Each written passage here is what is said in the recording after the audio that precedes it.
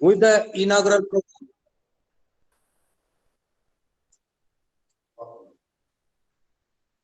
Honorable Principal Mr. Shashikant Jadhawar sir is also with him in the inaugural program.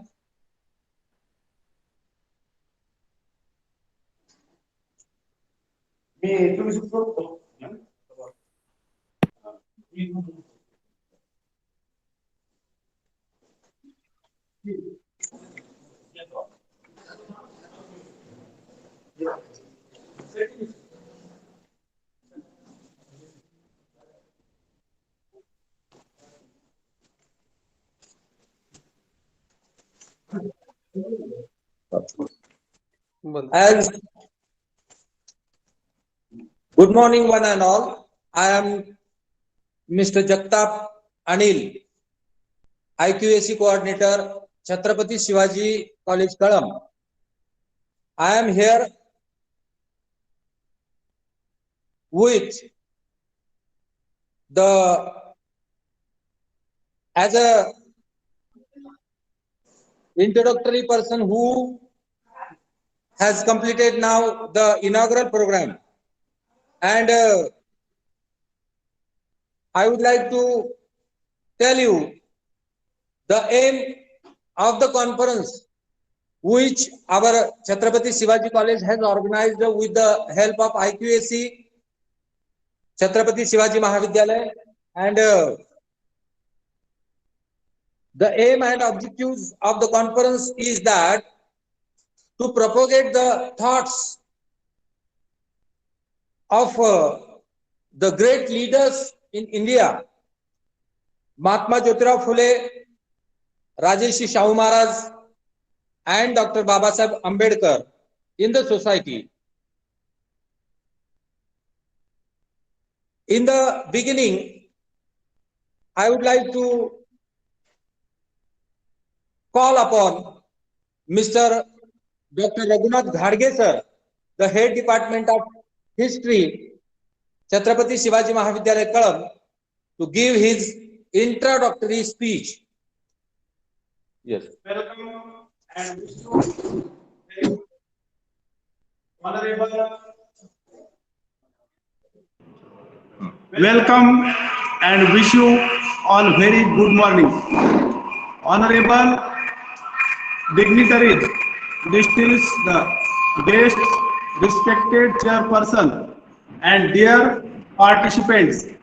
I am Dr. Raghunath Ghadge, Associate Professor in History of Chhatrapati Shivaji College, Kalamb, District Osmanabad, State of Maharashtra, in India. My college has been established by late Narsingh Jadhavar in 1998. I am pleased to introduce this session. The purpose and aim of this one-day international multidisciplinary conference is to revisit thoughts of our great leaders. The main theme of this conference is Mahatma Phule, Rajarshi Shahu Maharaj, and Dr. Babasaheb Ambedkar's thoughts and works. The great historian Thomas Carlyle defines history is nothing but biography of great men. Today it becomes inevitable to disseminate and propagate thoughts of our great leaders in order to strengthen democracy, that is liberty, equality, fraternity, and justice. Mahatma Phule started revolutionary movements in Maharashtra for the welfare of women and downtrodden people. Then Rajarshi Shahu Maharaj implemented the revolutionary principles in the society. Dr. Babasaheb Ambedkar incorporated all the principles in the Indian Constitution, and the result of that, we enjoy freedom and India became the largest democracy in the world. The present one-day international multidisciplinary conference is organized to have revision of the thoughts of our great leaders and their lives. Thank you and have a good day. Thank you, sir. I would like to tell all the participants we have such a great dignitaries with us to speak.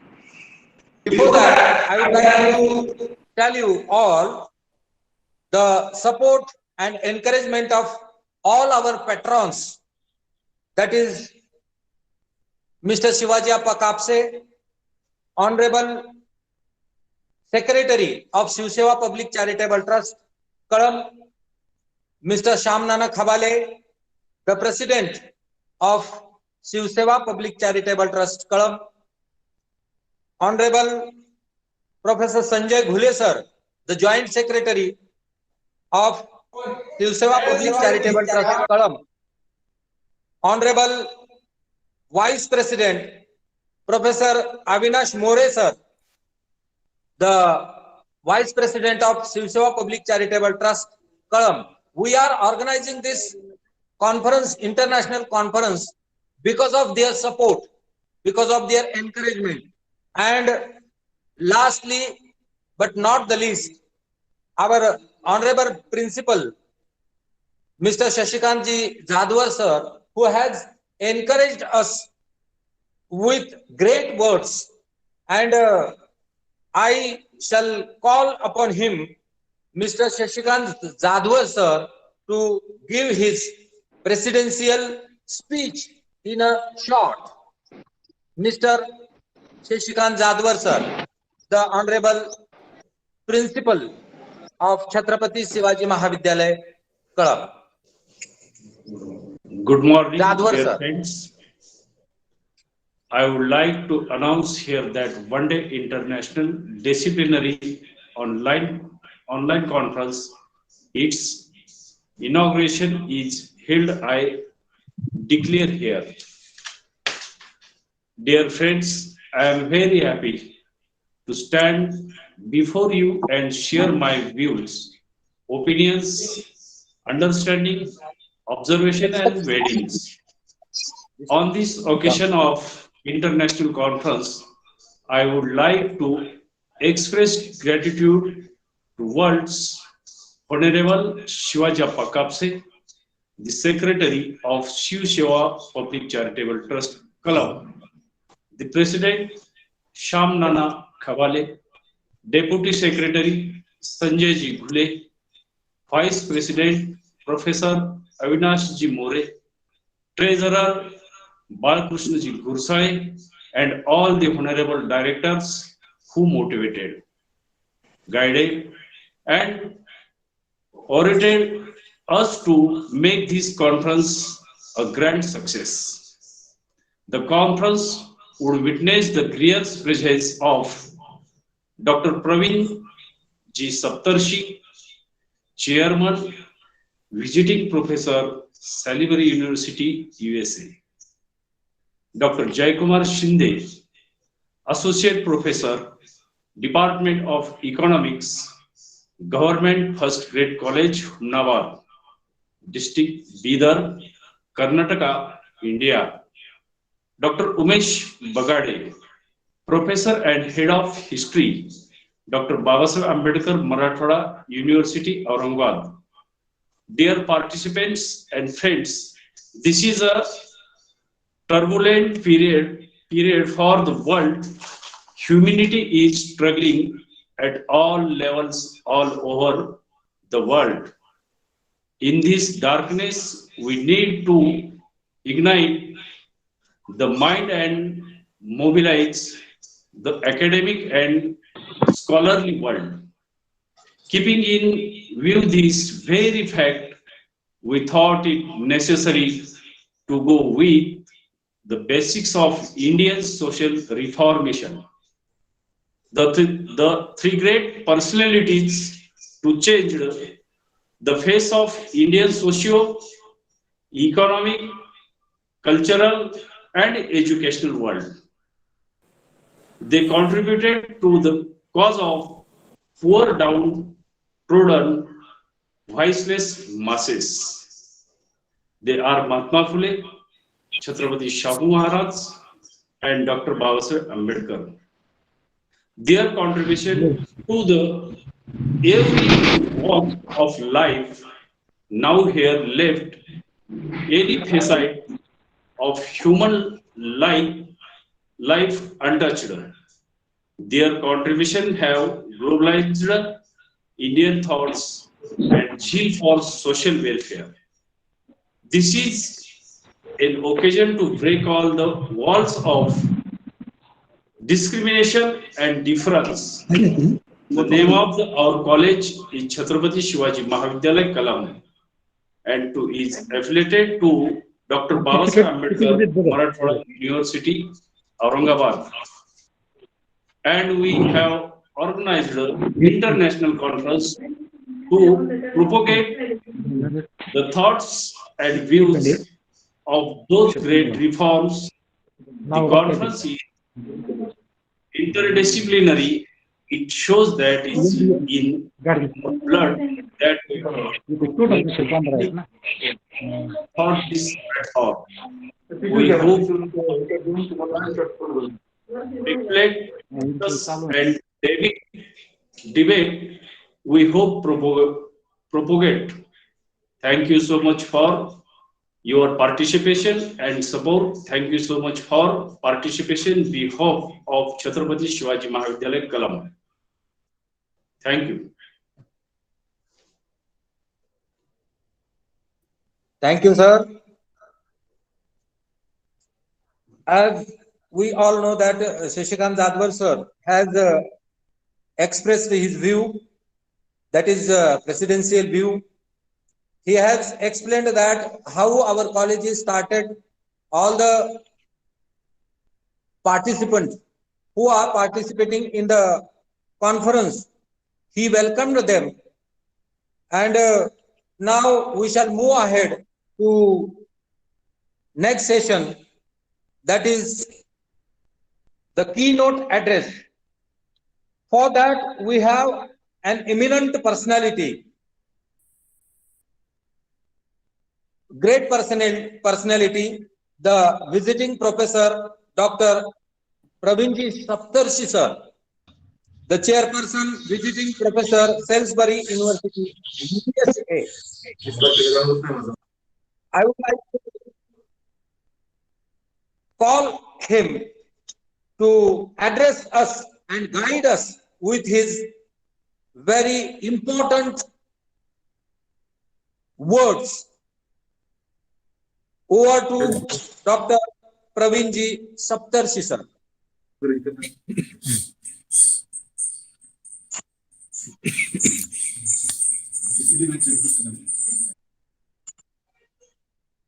Saptarishi sir. Sir तुमचा mic बंद आहे. Sir mic बंद आहे. Yes. Thank you very much. I think I have to finish within. येते का आवाज आला? येते का तुमचं? Time limit is, I think, 30 minutes. Hello. 30 minutes, sir. Okay. Thank you. So it is 11:13. I will finish by 15 minutes to 12. Thank you very much for the invitation, and I'm really happy to be with you all. Good morning, ladies and gentlemen, and all the dignitaries and the organizers. I congratulate the organizers for selecting the theme, which is related to the research methodology and recent trends in social sciences.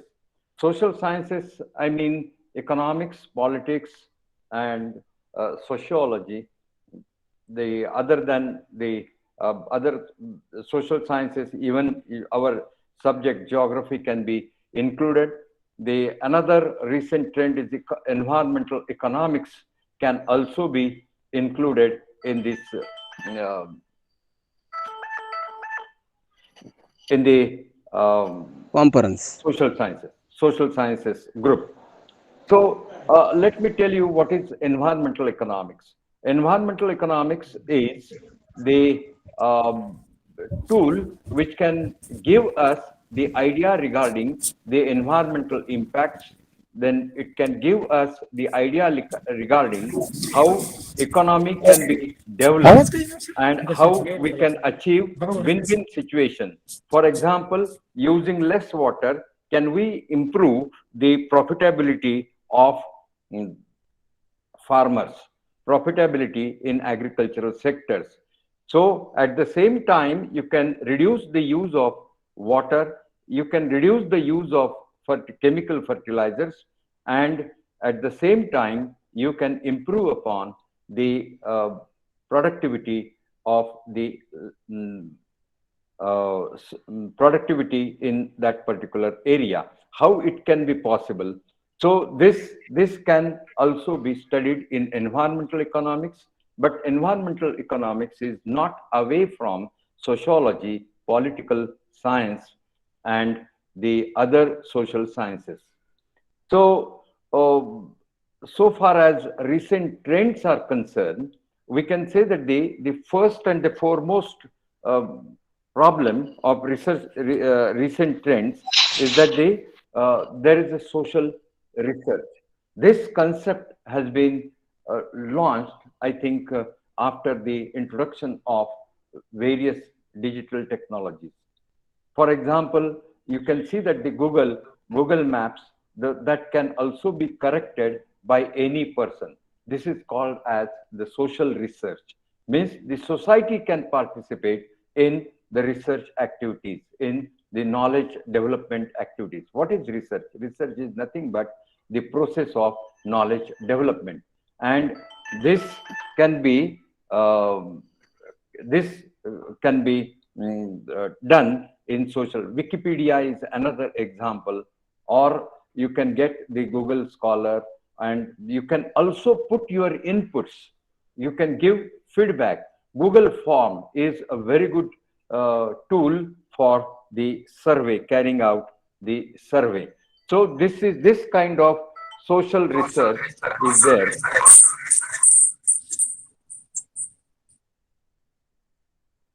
Any problem? Sir, no problem. Hello. Continue, sir, please. Why Mane is calling me? I don't know whether Okay. Mane. Okay,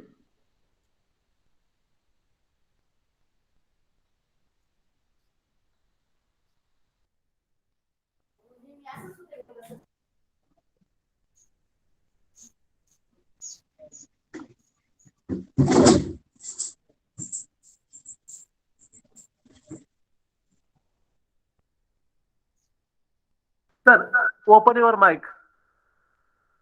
Saptarshi sir, open your mic. Yeah. Thank you very much, Mane sir. Mane sir has reminded me that the theme of the conference is not the research methodology, but it is related to the thoughts of Phule, Shahu, Ambedkar. So it's nearer Okay, and dearer. it's okay, sir. It's okay. Continue, sir, please. Dearer, nearer and dearer topic for me. So I think that, again, coming back to this idea of social research is nothing but making the knowledge open to all, and this was the basic idea of Mahatma Phule. So Mahatma Phule in Pune, he has opened the education and the knowledge for the benefit of all. Means it is meant for Bahujan Samaj.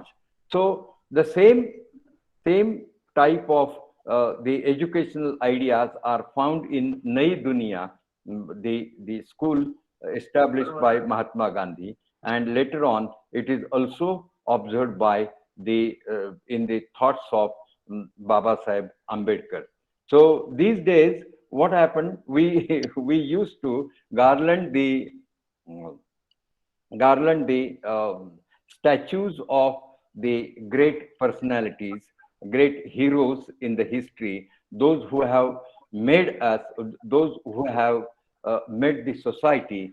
So we garland them, but we at the same time forget their thinking, their thoughts, their teaching, and that's why I am really happy that this college uh, has chosen the topic for discussion, that the thoughts of Mahatma Phule, thoughts of Babasaheb Ambedkar, and how they are relevant to this at present. So I think that what Mahatma Phule has taught us, and uh, what is the idea of uh, ideas given in the form of Constitution of India are, again, you can find out these Baba Sahib Ambedkar has collected all the thoughts emerged out of the process of the freedom uh, struggle, and those ideas reflect the thinking of Mahatma Phule, Mahatma Gandhi, thinking of various interactions with Britishers during the freedom struggle. And he had Baba Sahib had the um, grassroots level understanding of the caste system. And that's why he was always advocating annihilation of casteism. And this is also reflected in Constitution of India, where the equality is considered to be the most important principle. And equality is how equality is to be pursued through law. This is given by Constitution of India. But at the same time, when Constitution was given to the people of India, so at that time, Baba Sahib has reminded us that just making the law, the equity cannot be achieved. Equity should be achieved from within the society, and this is really a task ahead of the academicians gathered here. We all academicians are considered to be the uh, important people, important citizens of the society. And that's why people look towards you as a reference person. What Professor Jadhawar is, what is his views? Or what are the views of the teachers in the village? So that matters very important. That matters much, and that's why uh, uh, the academicians should be committed to society in the line of Constitution of India, in the line of Phule, Ambedkar, Gandhi, Nehru thinking, because this is all their thinking is responsible for making India. Their thinking is responsible. It is because of their thinking, because of their struggle, we could be Indian. Otherwise, we would have been the persons from Satara Samsthan. Then I would have been in Pune Samsthan, or the another Aun Samsthan. So there we suppose I want to come to your place, I would require the visa or passport. So all this fragmentation in our society has been demolished due to Constitution of India, and I think this is the major work of Baba Sahib Ambedkar. Another thing is that Baba Sahib Ambedkar is known for annihilation of caste, the equity, and all these things. But he is,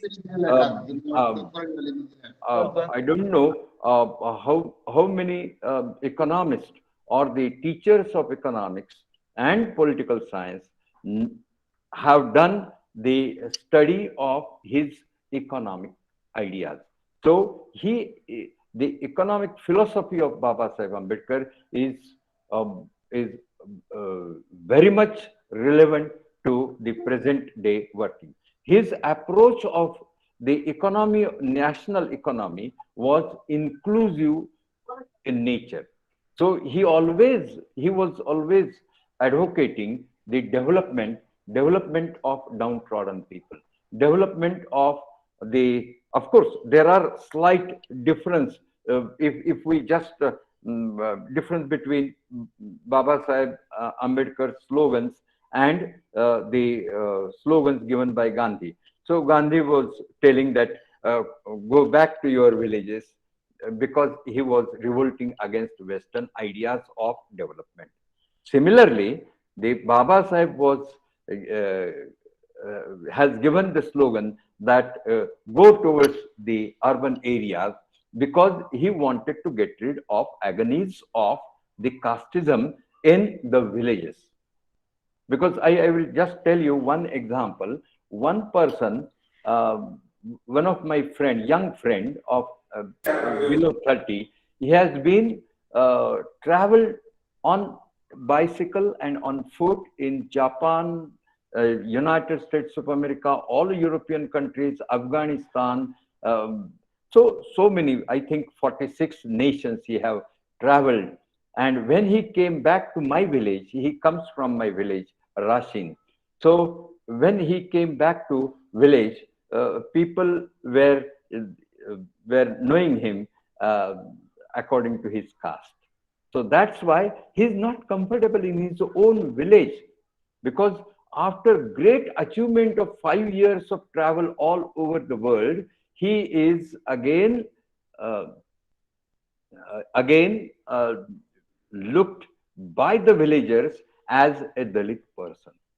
Similarly, this has happened when this has experienced by Babasaheb himself when he went to his village. When he was in the foreign countries, there was no caste.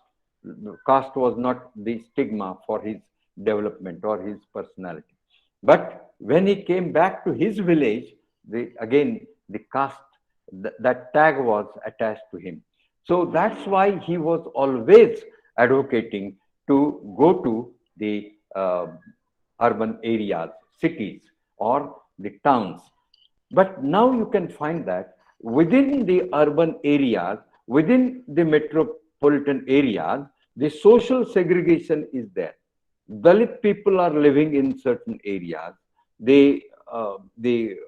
Even the class-wise separation is also there. This segregation is to the extent that I'm living in Kothur area, and I know that this is actually the Muslim area, because the Muslim Patel was the leader of Kothur area. Now it has been changed because of new development, and now the Brahmin leaders are forefront in Kothur area. So similarly, the political change is also seen after segregation. So that's why the sociology people, so of course we all should have the multidisciplinary approach to find out the social issues and find out how the teachings of Mahatma Phule and Babasaheb Ambedkar can be applied for redressal of all these issues. So these issues can be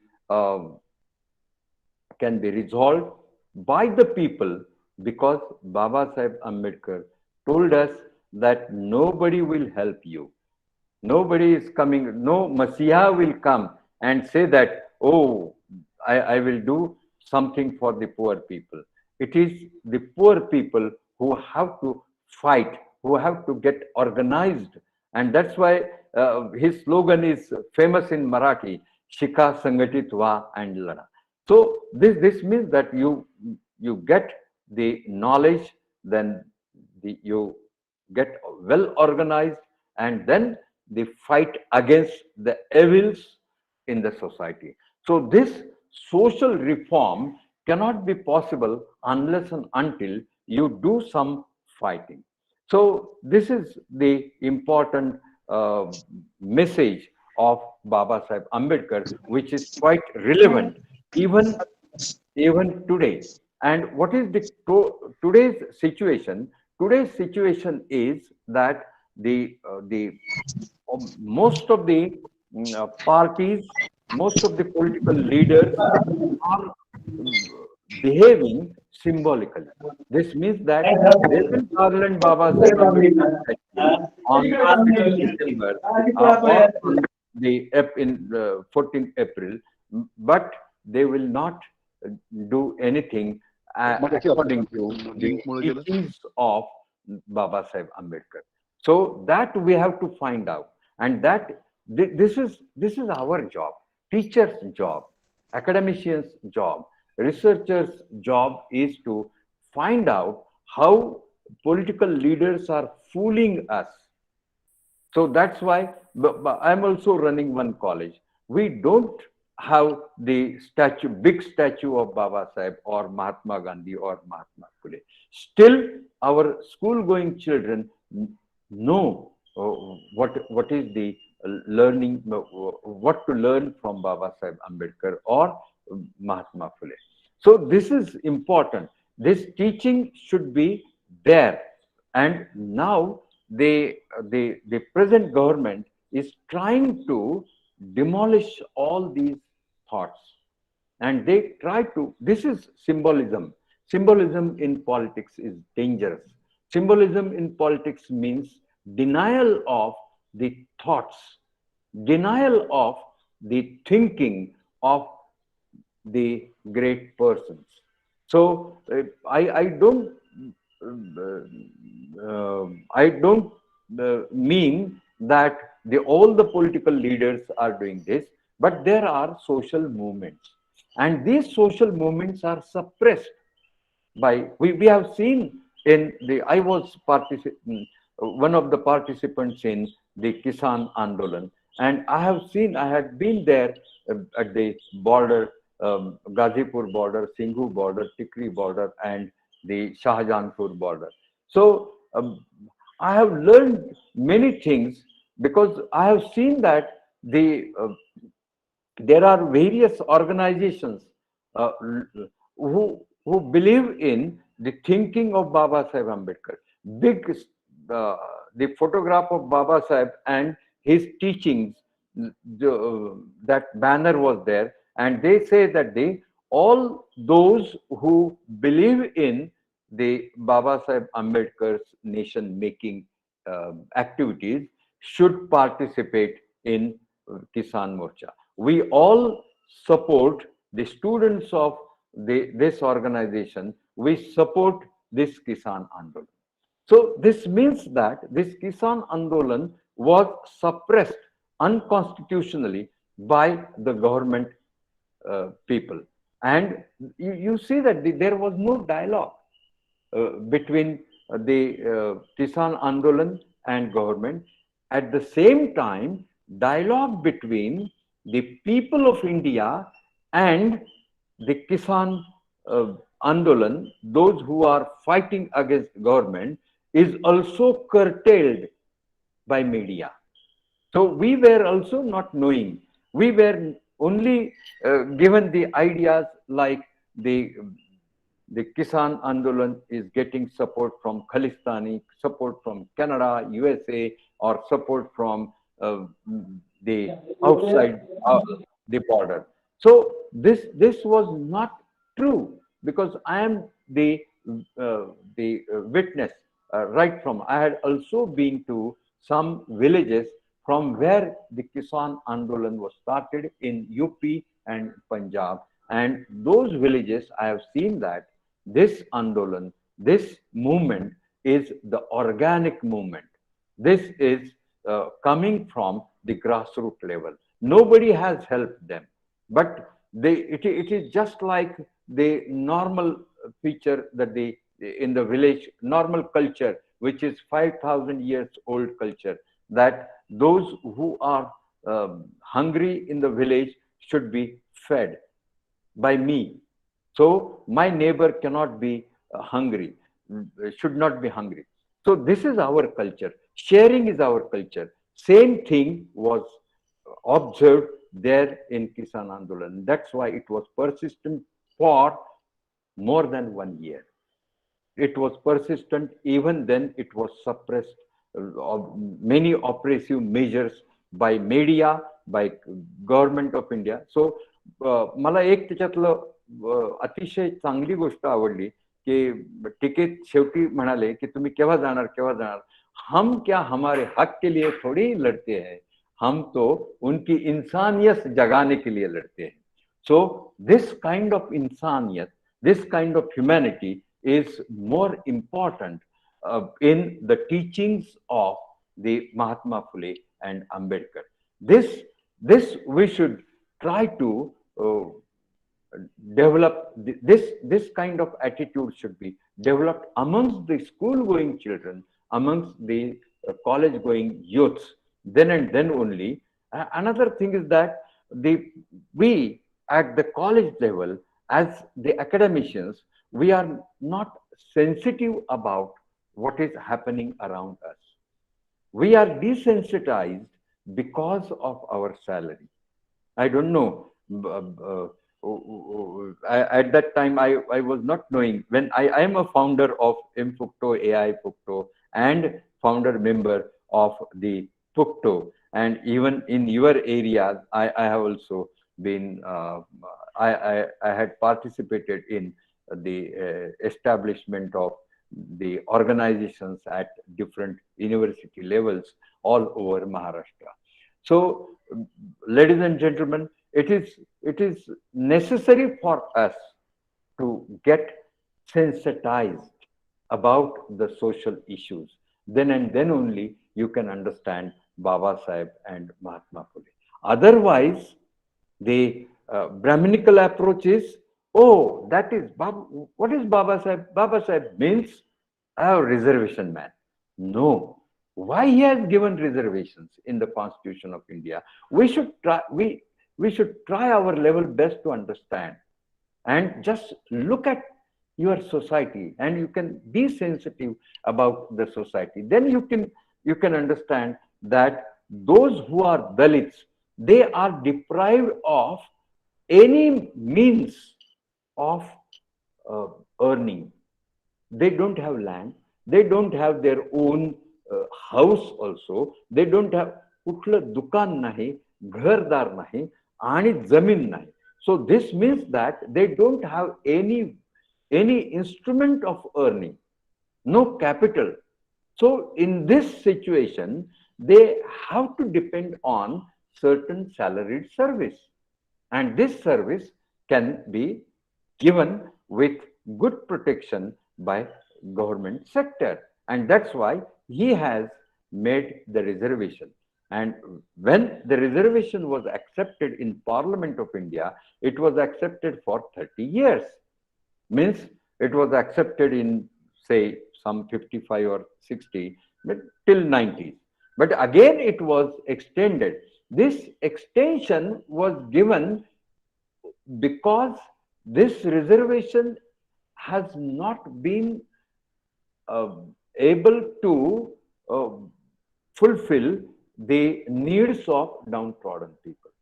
This is the fact, and we should understand those facts. And that's why those who are against reservation, so you should try to convince them that don't be under this impression. So my son was learning in school, and his friends around him were always saying that if you want the engineering or medical admission, you won't get because you are not from reservation category. So he was telling us that, telling his friends that, oh, it's okay, it is known fact. So that's why I should not be satisfied with 90% of my marks. I have to reach to 95%. Then I will get the admission. And so this means that it is well known that if you are not from reservation category, you will have to earn more than 90% of marks. So this is quite okay with him. This is mainly because he comes from a family where all these issues are sensitively discussed. So similarly, we all should discuss it among the students and their parents. Then and then only a time will come that reservation is not required. So this is my dream, that a time should be there. There should be one stage at which we all may not require any kind of reservation, and then only this society can be really, you can say that, built according to the views of Dr. Babasaheb Ambedkar. So coming back to the economic theories, why he has proposed some central bank like Reserve Bank of India to control the banking sector in India. This is mainly because India has adopted the mixed economy. India has accepted neither capitalism nor socialism or communism, because at the time of making of India, these people have seen what happened, what type of killings are observed in China and Russia and their fellow countries. So it is said beautifully that the national boundaries will wither away in communism. But this is not happening in communist countries. They are also becoming more and more nationalist. And at present, you can find that there is no capitalism, there is no socialism all over the world. It is just limited to the countries like India or Finland or some Netherlands, but Sweden. But all over the country, you can find that the world economic system is dominated by capitalist system. And this capitalism is predators capitalism.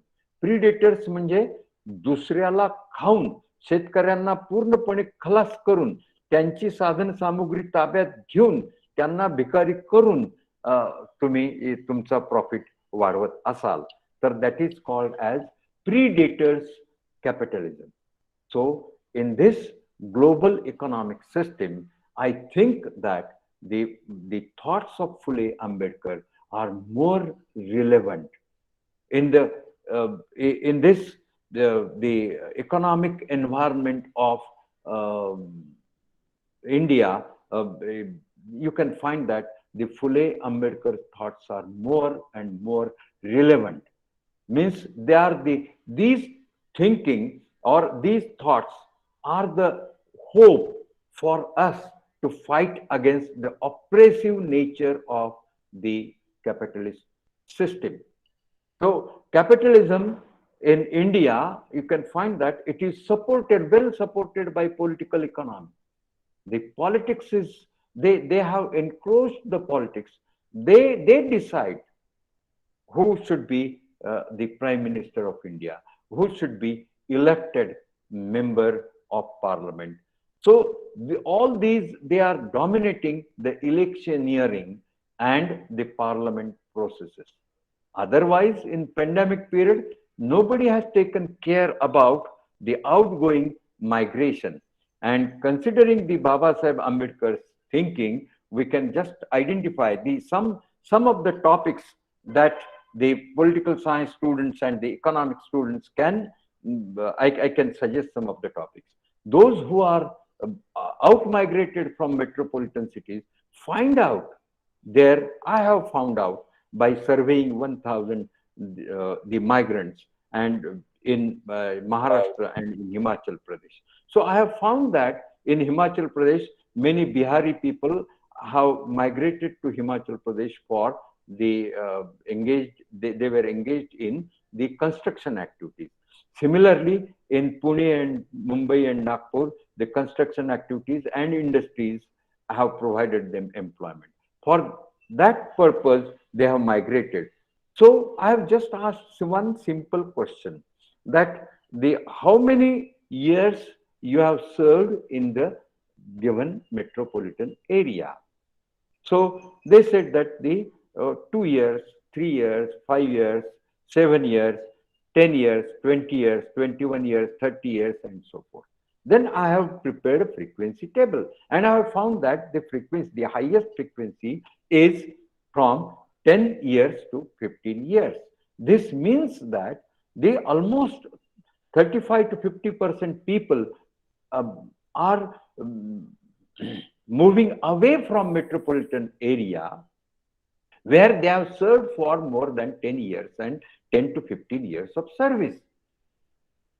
What is the concluding remark? If you are sensitive to the Babasaheb Ambedkar's thinking, Mahatma Phule's thinking, your conclusion would be that in spite of 10 to 15 years of service, their livelihood is denied by the metropolitan cities for the next month.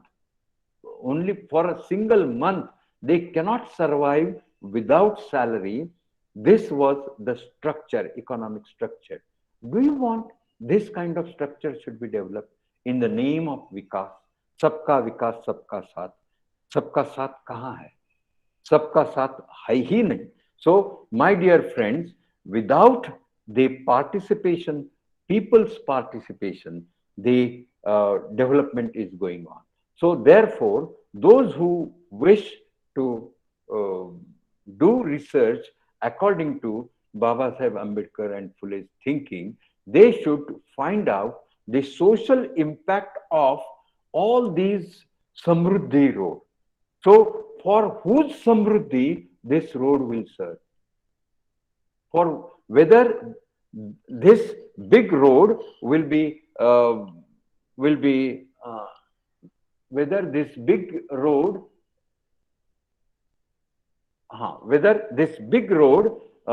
the 4-lane road will serve the upliftment of downtrodden people or not. If it is not, then we should be against this big kind of roads.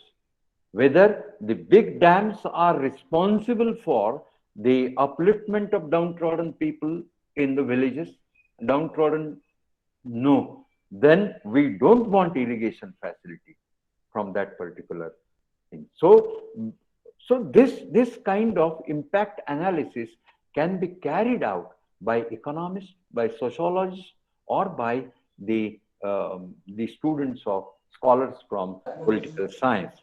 So, ladies and gentlemen, just don't remember the thinking of Mahatma Phule and Babasaheb Ambedkar, but try to include it in your social researches. Try to include it in your scholarly academic perseverance or academic achievements or the academic progress. Try to improve that. If even the educational management, you should also follow the footsteps given by Babasaheb and Mahatma Phule. So this is I may not be the student of political science, but I am practicing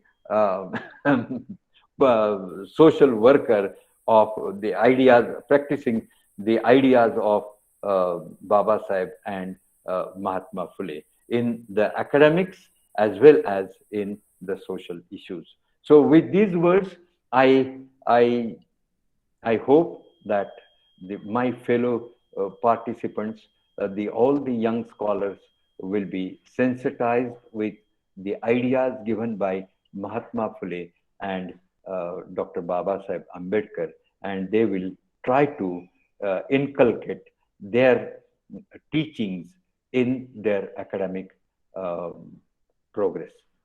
with these words, I wish you all best. Best wishes for my best wishes for the new year. Thank you very much. Thanks a lot. Thank you, sir. Very valuable Thank you, sir. guidance for audience.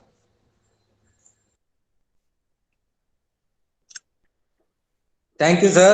First of all, I would like to announce here, that means I am going to apologize that for this keynote address, there was a chairperson and I forgot the announce his name. So I am very, very sorry. Dr. Shivaji Maske sir, Professor, Department of Geography, Sangmeshwar College, Solapur. He was the chairperson for this session. I am very sorry again. I would like to highlight some points from Saptarshi sir's speech, that he has told us that because of the thoughts of Mahatma Phule, Dr. Babasaheb Ambedkar could formulate a good constitution for India. Even he has told that the slogan which was given by Gandhi and Ambedkar, which was completely opposite, and he has also expressed his views about the present scenario and on the present government as well. Even he told that because of the struggle of all these great heroes from India, we are Indian. This is the most remarkable thing what I feel. Now I would like to call upon Dr. Shivaji Maske sir to give his chair address for this session. Thank you, sir. Dr. Shivaji Rao, namaskar. Namaskar, sir. Okay, good morning, sir. A very good morning to one and all. Today, the online international conference on Mahatma Phule, Rajarshi Shahu Maharaj, and Dr. B.R. Ambedkar Thoughts and Works, organized by Chhatrapati Shivaji Mahavidyalaya, Kalamb, IQAC, and Dr. Babasaheb Ambedkar, Marathwada University, Aurangabad. This online conference keynote speaker, Dr. Praveen G. Saptarshi, sir, visiting professor, Salisbury University, USA, principal of this college, Mr. Shashikant Jadhawar, sir, convener and coordinator of this conference, various faculties, research scholars, and students.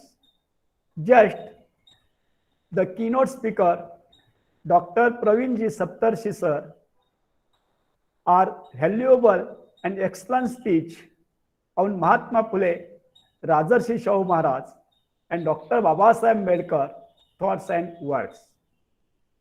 Jyotiba Phule, Shahu Maharaj, and Dr. Babasaheb Ambedkar as a global philosopher in 19th century. Mahatma Jyotiba Phule was a leader, social reformer, writer, revolutionary, and I think more appropriate words is sant for him. He strived hard to change the Indian society, which was drenched in various social evils, such as gender inequality, caste discrimination, and human treatments with widows. Rajarshi Shahu Maharaj was the leader of common man.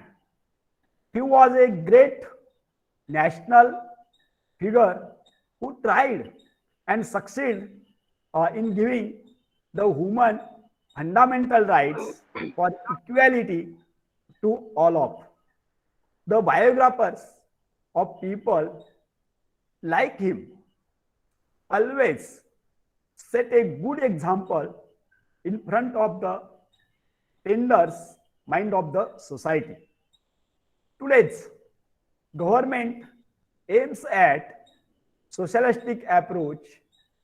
Hence, the work of Shahu Maharaj will be a guideline to it, as he worked mainly for the betterment of the Dalit, the exploited people, and the common people of the society. His post-independent work in the field of social, religious, financial, political, educational areas have been very important.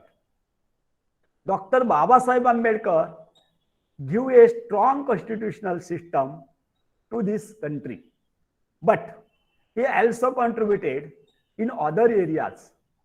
Babasaheb was holding the water resource department in the government of appointed by the British rulers.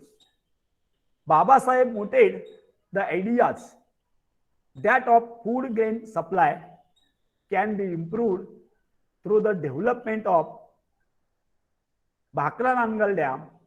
He also advocated hydropower generation. Babasaheb always took a scientific view addressing slew of these issues. So it's our responsibility to develop a generation based on these thoughts of the Trimurtis, Phule, Shahu, and Ambedkar. Thanks one and all for giving me such beautiful opportunity to express my thoughts and feelings. Thank you, sir. Thank you, sir. This first keynote address is over. Now we are following the second keynote address, that is Jai Kumar Shinde, sir. Before that, I would like to thank on the behalf of my college, Chhatrapati Shivaji College, and all the participants to Dr. Praveen Saptarshi, sir, visiting professor, very renowned person, and Dr. Shivaji Maske, sir. Thank you once again, sir. Now I am going to start another session, that is another keynote address. So I would like to call upon the Dr. Jai Kumar Shinde, sir, Associate Professor, Department of Economics, Government, First Grade College, Humnabad, District Bidar, Karnataka. So Dr. Jai Kumar Shinde, sir. Over to Jai Kumar Shinde, sir.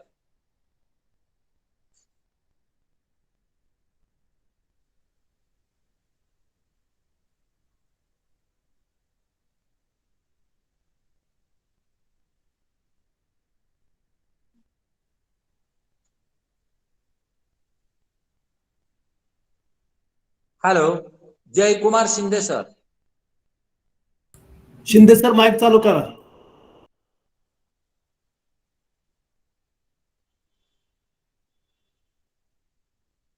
मोबाईलवरचा mic चालू करा sir. मोबाईलवरचा.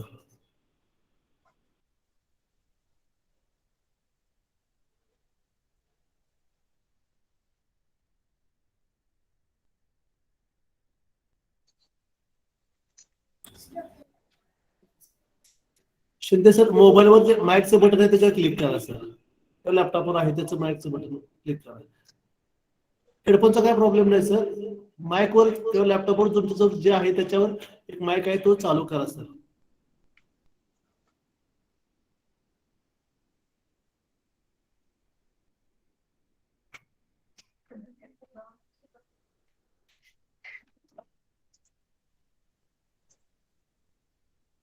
Hello sir. Okay sir. Okay. Hello. हा हो sir. Audible येऊ. Hello माने sir. हा sir ऐकू येतंय sir. करा चालू सर.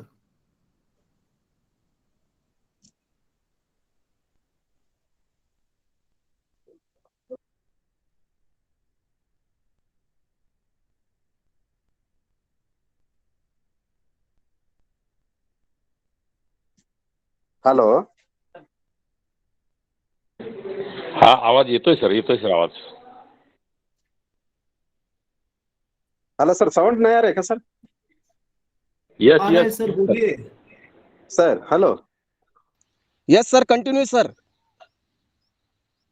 सर साउंड सुन रहे सर? आवाज येते? हॅलो, आवाज येते सर? आवाज आ रहा है सर? हाँ, आ यस रही. Sir, yes, okay sir. Okay okay. Sir, good morning all of you.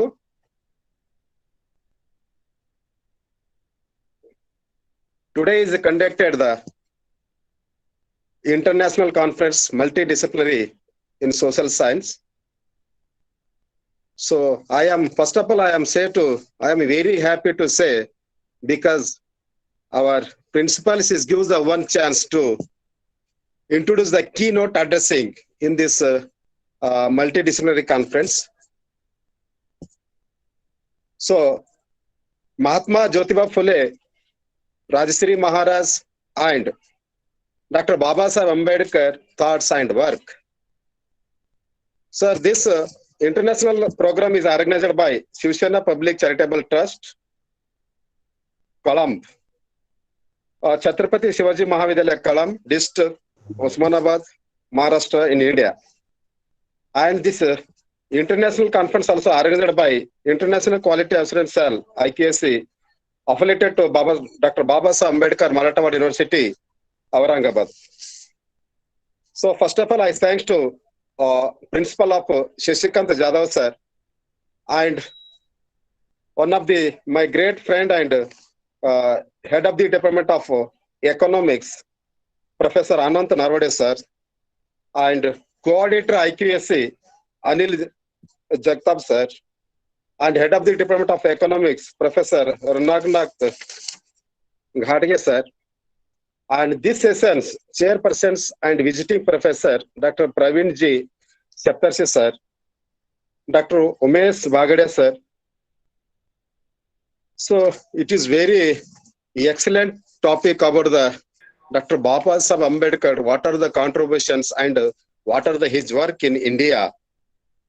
Sir, Babasaheb Ambedkar is a great personality they have, because he is the only one person in India. He is the only one person, all our country, they have all knowledge about the educations, social, politicians, and anything. So therefore, the Dr. Babasaheb Ambedkar, he born Shivaji Ramjam Sakpal, 14 April 1891 in Mao, and he died 6th December 1956. His spouse is Ramabai Ambedkar and Savita Ambedkar. Sir has written maximum books, that is the father of India constitutions, B.R. Ambedkar, and Annihilation of Caste, 1936, who were the Shudras in the year of 1937. The problems of the rupees, it is original and its solutions, 1923. The Dr. Babasaheb Ambedkar contributions is the Caste is India, 1917. His contribution is one is the land revenue tax and excise duty politics to stabilize the economy. He was the first person at that time from the untouchable section to complete the matriculation, Doctor of Philosophy, deletes. So Babasaheb Ambedkar, known as Bhimrao Ramji Ambedkar, was social reformers and inspired to the Dalit Buddhist movement in India. So Dr. Babasaheb Ambedkar writing so much, particularly in the area of hard care economic mode into politicians and the complain his political career with the media and social activism. The probably realized that it is ultimately the political power which determines the rate of the people and their social problem, which was indeed the mission and person. Dr. Babasaheb Ambedkar was the first economist in examine the problem of subdivision and scientifically defined and economic holding. Dr. Babasaheb Ambedkar was a visionary people, entered the development economist. Dr. Babasaheb Ambedkar critically analyzed the finance of the East India Company and brought out all the significant changes taking place in the public finance very neatly and objectively. And he pioneered work in the area of federal setting. A quick review of Dr. Ambedkar, Dr. DSC distinctions at the problem of rupee will show how meticulously he traced the historical background in the year of 1800 to 1893 of monetary and exchange standard, including the gold changes standards established in India. The critically reviewed the association problems related to the location, trade defects, and spending at Dr. Ambedkar did not agree with any propositions of professors' key notes about the reforming in the currency. So I am telling that, sir, Dr. Babasaheb Ambedkar, he is one type of candle. He is own burning. He gives the light of our whole India, not only India, world in the world, because some people should ask the Dr. Babasaheb Ambedkar, why are you not participated in the Independence Day? It is not interested you are personally. They are asking Dr. Baba Ambedkar, he says, when I am joining in the participated from Indian Independence Day, we have no any place of living a single house, living any caste, any religion. We have no any Indian place. Therefore, first of all, we want our peoples, including as he is also our community person. He is also our village person. He is also our country person. Though when I will be fight the freedom purpose. So it is very important. Dr. Babasaheb Ambedkar, he give all our community equal educations, equal liberty, equal paternity. So it is very important.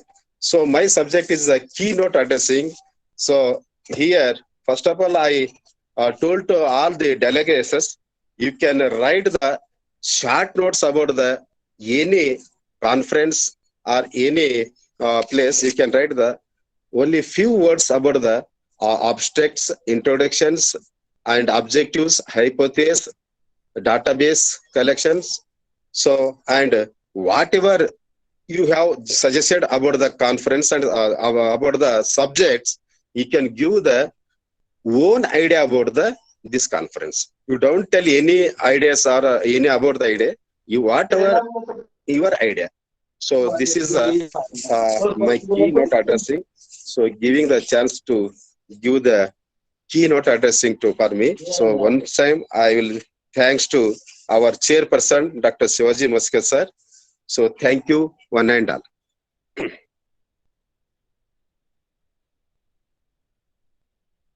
Thank you, sir. Dr. Jaykumar Shinde, sir, the Associate Professor, Department of Economics, Government First Grade College, Humnabad, who addressed us the keynote address of the second plenary session. And for this, the chairperson is Dr. Ariel Rupwate, sir, Head Department of Geography, PNN College, Bhiwandi, Mumbai University. And I would like to call upon Dr. Ariel Rupwate, sir, to give his chair address. Thank you, sir. Thank you for accepting my position as a chairperson. So, the keynote speaker of today's international conference, Dr. Shinde sir, to present his valuable guidance. Dr. Shinde sir focus on Dr. B.R. Ambedkar has a deep relation with education, and his writings show expertise and in the deep analysis of the subject. Dr. Shinde sir focus on problem of rupees. Then Dr. Ambedkar released to education to be priority for the society and the growth of individual with character, educational philosophers.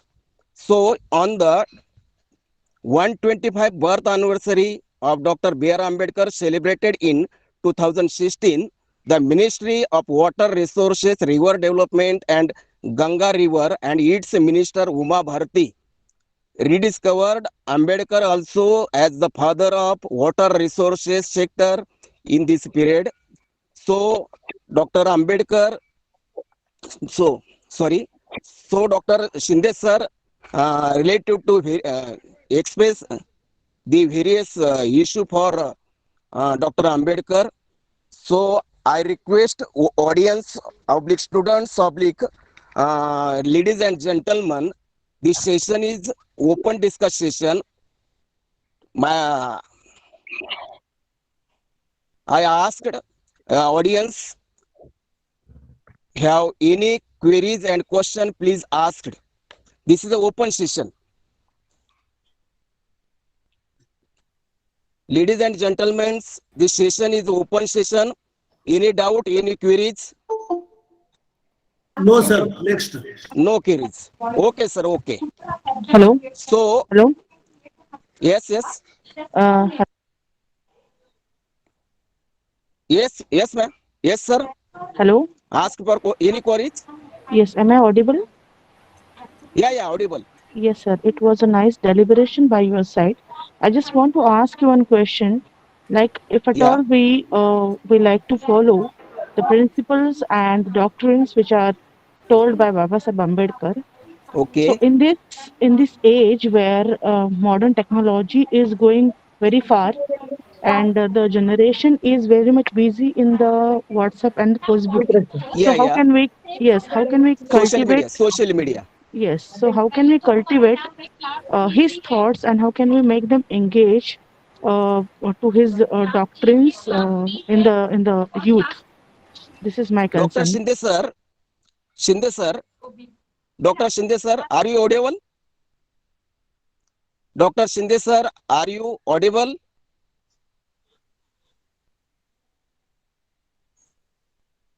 So, technical problem, technical issue. Sir, I am available, sir. Yeah, okay, sir. Sir, madam says that time there is no development of technology, but When, this sir, when, period sir? technology are Ah. very development. For example, WhatsApp, then Instagram, then etc. etc. Yes, sir, yeah.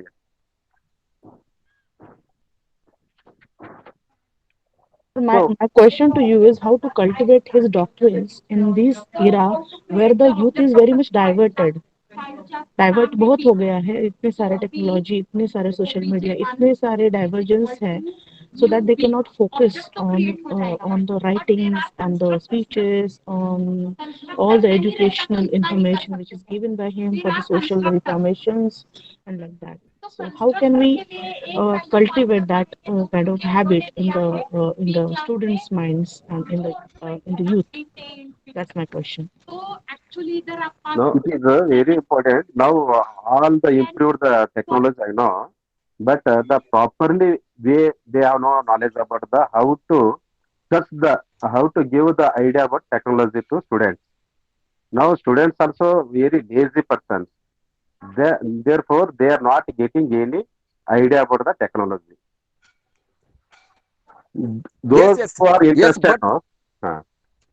Yes, sir. yes, but there is no accepted ideas, oblique thought of Dr. B.R. Ambedkar. They are not accepted. Yes, yes. Sir क्या है सबका मन में doctor बाबा साहब का views जो है ना they are accepted but one thing is that he is belong to schedule caste that purpose they are not accepted but internally Exactly. They are This is casteism. या they have already knowledge about the Dr. Baba Ambedkar views sir but they are Ma'am, this not is a ready major to problem. Ma'am, yeah this is a major problem of casteism. yeah sir only just casteism sir only Only casteism for casteism, this is a major problem. There is no accepted yeah thoughts of Dr. B.R. Ambedkar. yeah sir yeah. Okay. Okay. There is no question. This is an may yes, I sir? reflect on this? Yes, sir. Yes.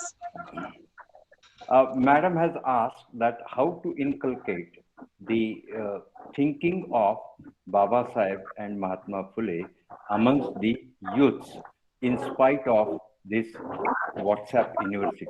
Yes, I agree. WhatsApp Yes, I agree. University is trying to deviate our mindset away from such thinking.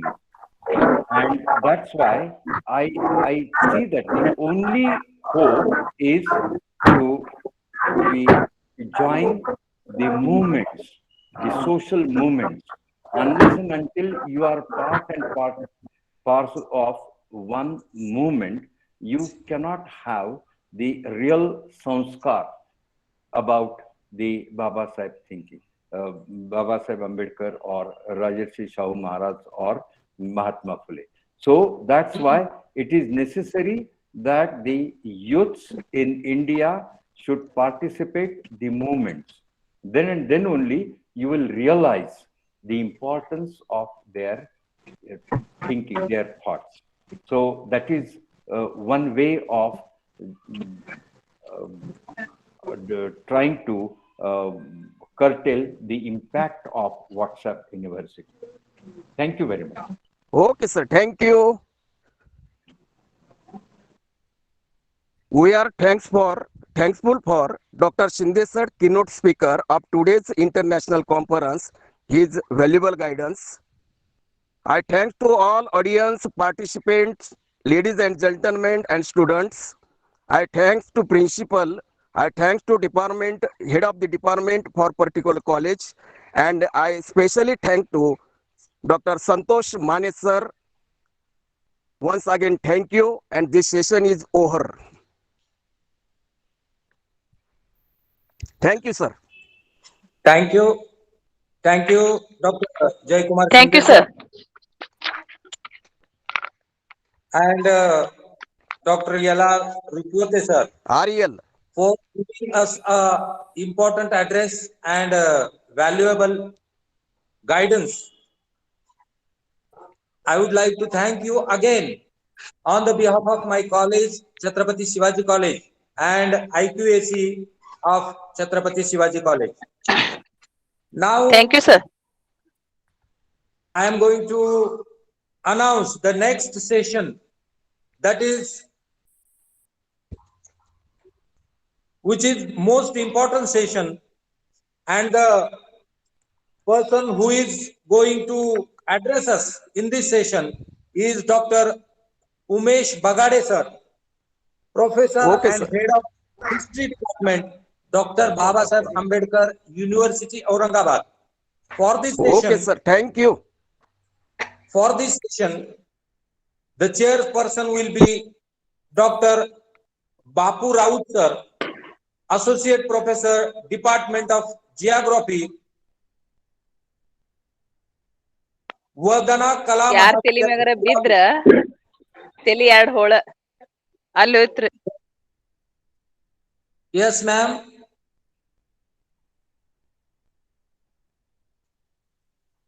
Yes. So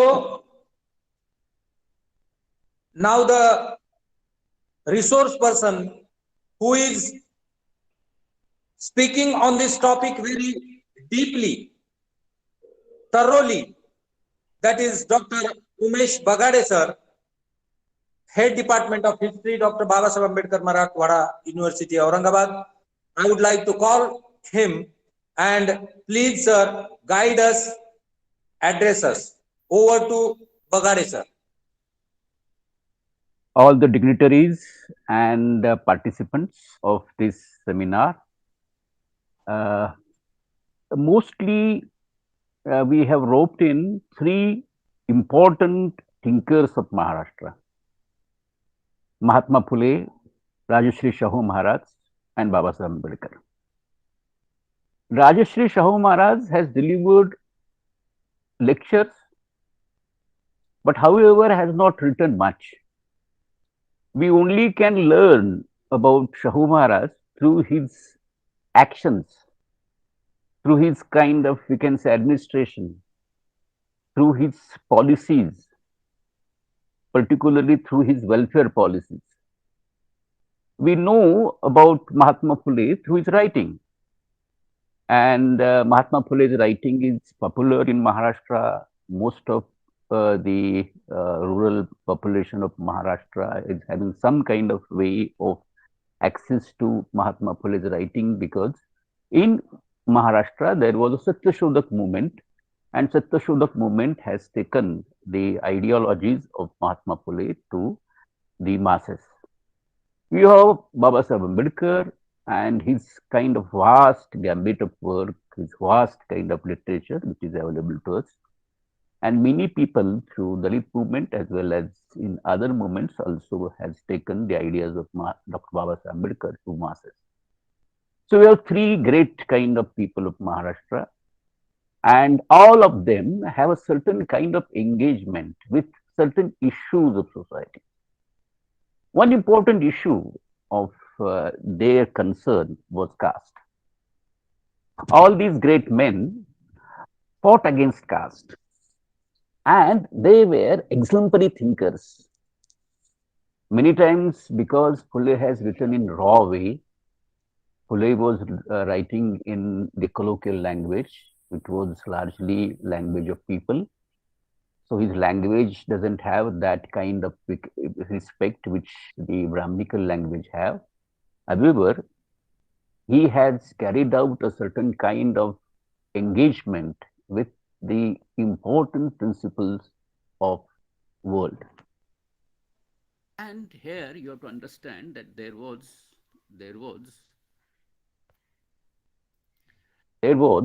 a certain kind of engagement where Mahatma Phule has taken the idea of slavery, and which is a breakthrough which he brought to the arena of knowledge. Prior to Mahatma Phule, the Dalits, the untouchables, the peasantry, the toiling masses, the artisan caste suffered through caste, and they all were discriminated by caste. They all were in certain way had suffered the excesses of the Brahminical system, and they all have expressed their pain. You will find there was Sokha Mela, you will find Tukaram Maharaj, you will find Janabai, you will find Savtamani, you will find Namdev, all in certain way were impacted by the caste discrimination and caste oppression. And therefore, you will find a certain kind of cry against caste is there in their literature. However, you have to understand that these people were fighting, protesting against caste, couldn't do any kind of change in caste system. They could not offer the transformative agenda. They cannot give the idea of change. For example, you all know that Namdev was a great saint. Namdev rejected caste. You know that Sokha Mela was a great saint. He rejected untouchability. He posed a very pertinent question that if the birth is source of pollution, then who is without birth? And everybody, including gods, everybody, including all kinds of varnas, are polluted. Then why only the untouchables are seen as untouchables? It was a very valid questions which he posed. However, you won't find that Sokha Mela was offering any transformative agenda. And why Sokha Mela could not offer transformative agenda, the answer is there in the way he thought. The answer is there the way Namdev Maharaj thought. The answer is there the Janabai thought. They thought that the condition, the particular condition of their caste is inflicted because of their crimes in the earlier birth. Sokha Mela says, मागच्या जन्मी कृष्ण निंदा घडली म्हणून महाराजन प्राप्ती. Because I have committed some kinds of sins in my earlier birth, the birth of Mahar caste is being attached to me. So, in that sense, you will find these kinds of, we can say, thinkers, although were great people, could not bring out the alternative, could not bring out the transformation because their causality was not situated in the material realm. They could not think their condition is basically because of certain social system, and therefore you will find Phule in that sense brings out epistemological break, and that epistemological break is that caste is created by men. These are the Brahmins, although we won't accept that as even not Ambedkar has accepted what Phule is saying. The Phule is saying that caste is conspiracy of Brahmins. Ambedkar never endorsed this thought. However, Phule's kind of view that caste is creation of Brahmin mind has a certain kind of empiricistic stance, a materialist stance, that everything which has created a social system is not divine. Everything is created by men. If everything is created by men, then everything which is created by men can be undone by men. So in that sense, a logic which Phule gives is a logic of transformation. That if at all caste is created by the Brahminical mind, then you also can undo it by your own efforts and you can demolish caste. So this is where you have to see that Phule has brought epistemological break. And therefore, one important aspect of Phule is that he is evolving, he is giving us a certain kind of analysis of caste system.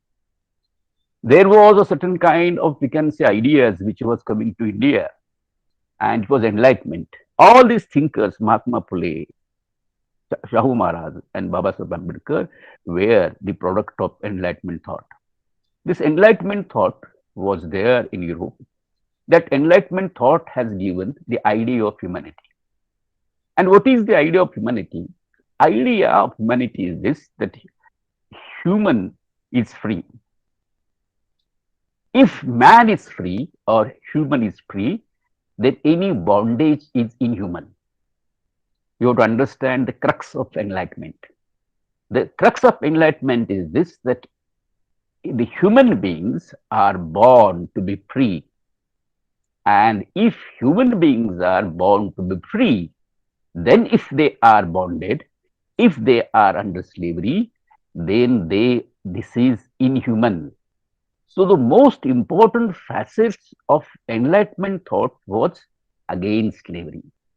You will find the great thinker Thomas Paine, who influenced Mahatma Phule. You might be knowing that Mahatma Phule was influenced by the thought of the great Thomas Paine. Mahatma Phule was influenced by the thought of Montesquieu. Montesquieu was the thinker of French Revolution. So all kinds of, we can say, political revolution which has taken place in France or in other parts of the world, these kinds of changes were taking place through the idea of enlightenment. And you will find that even in America, this has given idea of abortionism. And you know that the very text which Phule has written, Gulamgiri, has been devoted to the abolitionists which were fighting against the black slavery in America. So you have to understand this whole linkages, that there is a certain kind of way of looking at things which Phule has taken out from the Enlightenment. And that Enlightenment has given that all human beings are equal, all human beings are free, all human beings have common rights, human rights. And therefore you have to understand that if at all we have to link all these thinkers were proponent of human rights. And this is the crux of Phule, Shahu and Ambedkar. One, that he was fighting against the slavery, all kinds of bondages which enslave people. And therefore you have to find that Phule was a thinker who has given us the idea of emancipation. All movements, all social movements sprang from Phule's ideologies. Say that it was feminist movement, and you will find the feminist movement sprang from Phule's kind of ideology. Take example of recent movement, those who are fighting against the slavery of or in certain kind of tutelage of zamindari system, tutelage of money lending or money lenders, usury, they were fighting against British Raj as well as their money lenders and zamindars.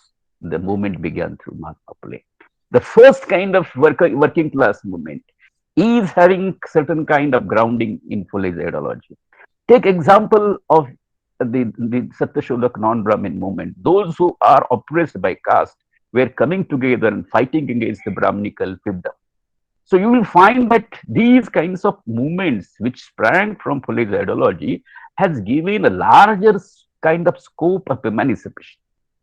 And therefore one has to understand that what Phule has is a certain kind of idea, and that certain idea was very important. And this idea was that you have to understand caste as the system of slavery.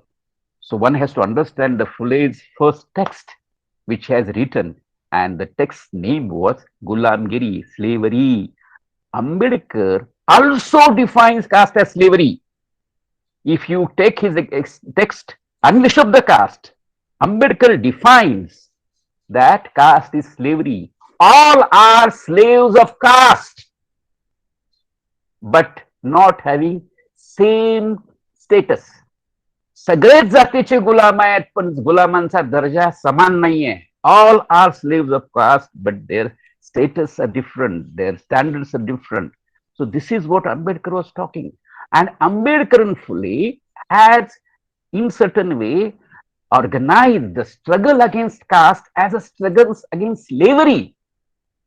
And one has to understand that what is slavery then?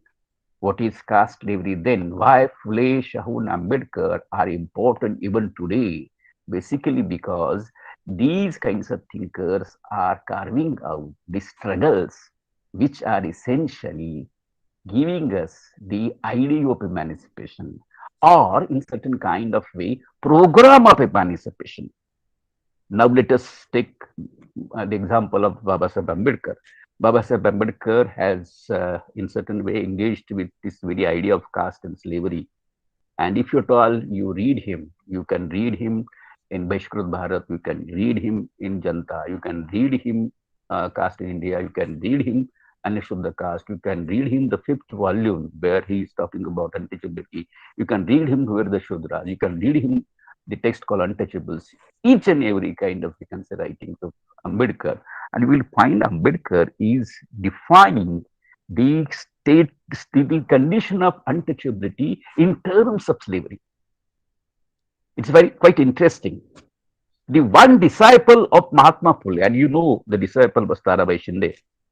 Tarabai Shinde has defined the condition of women as slavery. And the word which Tarabai Shinde has used to define the slavery of women is consfication. Consfication of self. She states that there is so much of consfication attributed to women. Ammavar kitti zapti aste. This is the word which Tarabai Shinde uses. That ourselves, our souls are in certain way under captive. They are kept in a certain kind of cage. They are caged. Our in certain way selves are caged. This is interesting kind of, we can say, word which is used by Tarabai Shinde. The same word is used by Babasaheb Ambedkar when he was representing in Southborough Commission. So in Southborough Commissions, in his statement, Babasaheb Ambedkar writes that untouchables are consficated selves. Interesting. What is this consfication? What is this consfication about? What is this certain kind of, we can say, slavery which Ambedkar is talking about? Dr. Ambedkar was talking about that slavery which in certain sense has to be understood by three sets of rights. One set of right is a right of civil liberties. And you know that civil liberty is where you have right to speak, where you have to right to wander, travel from one place to another.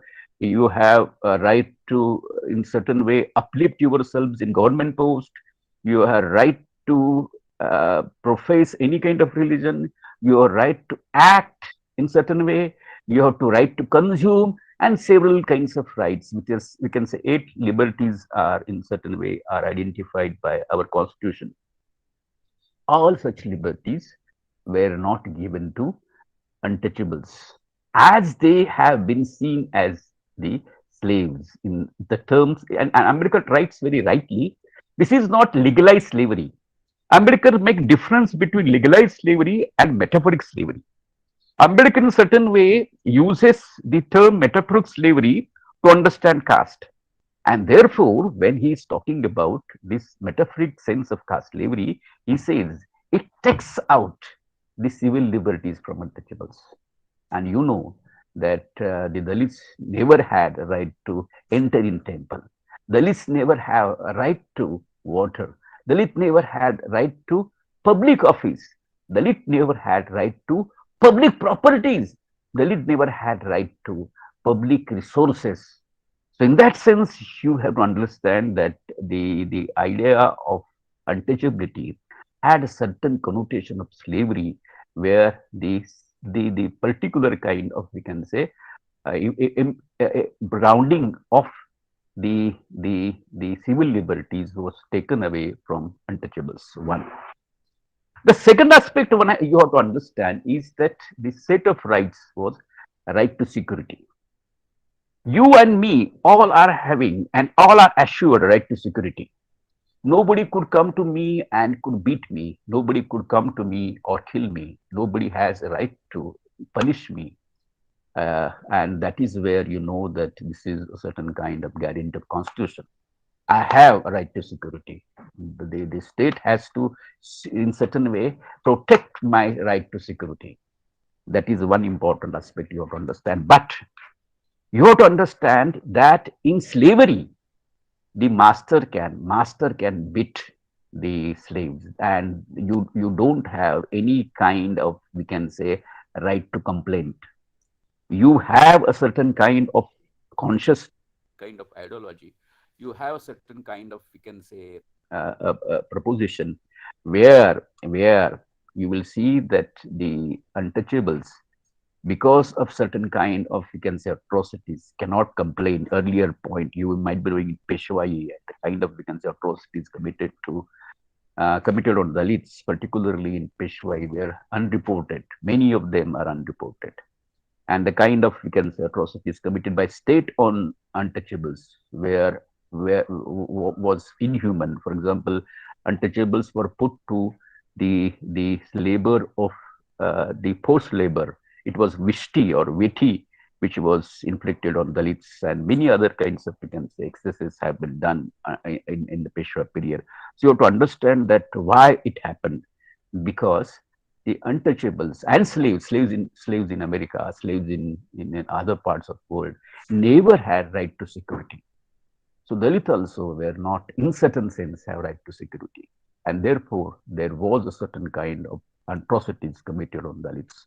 And the very notion that why Dalits were always, in certain ways, suffered by atrocities, basically because the condition of caste, the system of caste, is not allowing the right to security to untouchables. The third set of right, or third kind of right, is a right to respect. And you have to understand that in caste society, the Dalits are given a status of impure, untouchable, and this impure untouchables doesn't have a right to respect. They cannot be respected. So you know that in caste, we can say, regime, the Dalits cannot have their names to be respected. So for Dalits, they will be using the names for themselves as Kasuru, Daguru, and so forth. So you have to understand that this is the kind of respect which is not given to Dalits. Even the respect to live life respectfully was not given to the Dalit. The kind of way they were treated in the villages, the way they were beaten, the way they were, we can say, denied their rights is interestingly or ingeniously the system which doesn't have given right to respect to Dalits. So in these terms, you have to understand that how untouchability can be decoded through the terms of the slavery, and that is where Ambedkar has given us the larger kind of, we can say, premises of ideas, larger kind of, we can say, prism of ideas, where the emancipation lied in a kind of, we can say, positioning that the Swabhiman, that is the Atmasanman, is the grounding force of movement. And you will find all movements, particularly against caste, had a kind of vantage point of self-respect. And even in South India, Ramaswamy Periyar Naikar has initiated a movement called self-respect movement. Even the blacks in America were fighting against slavery, were taking recourse to the idea of self-respect.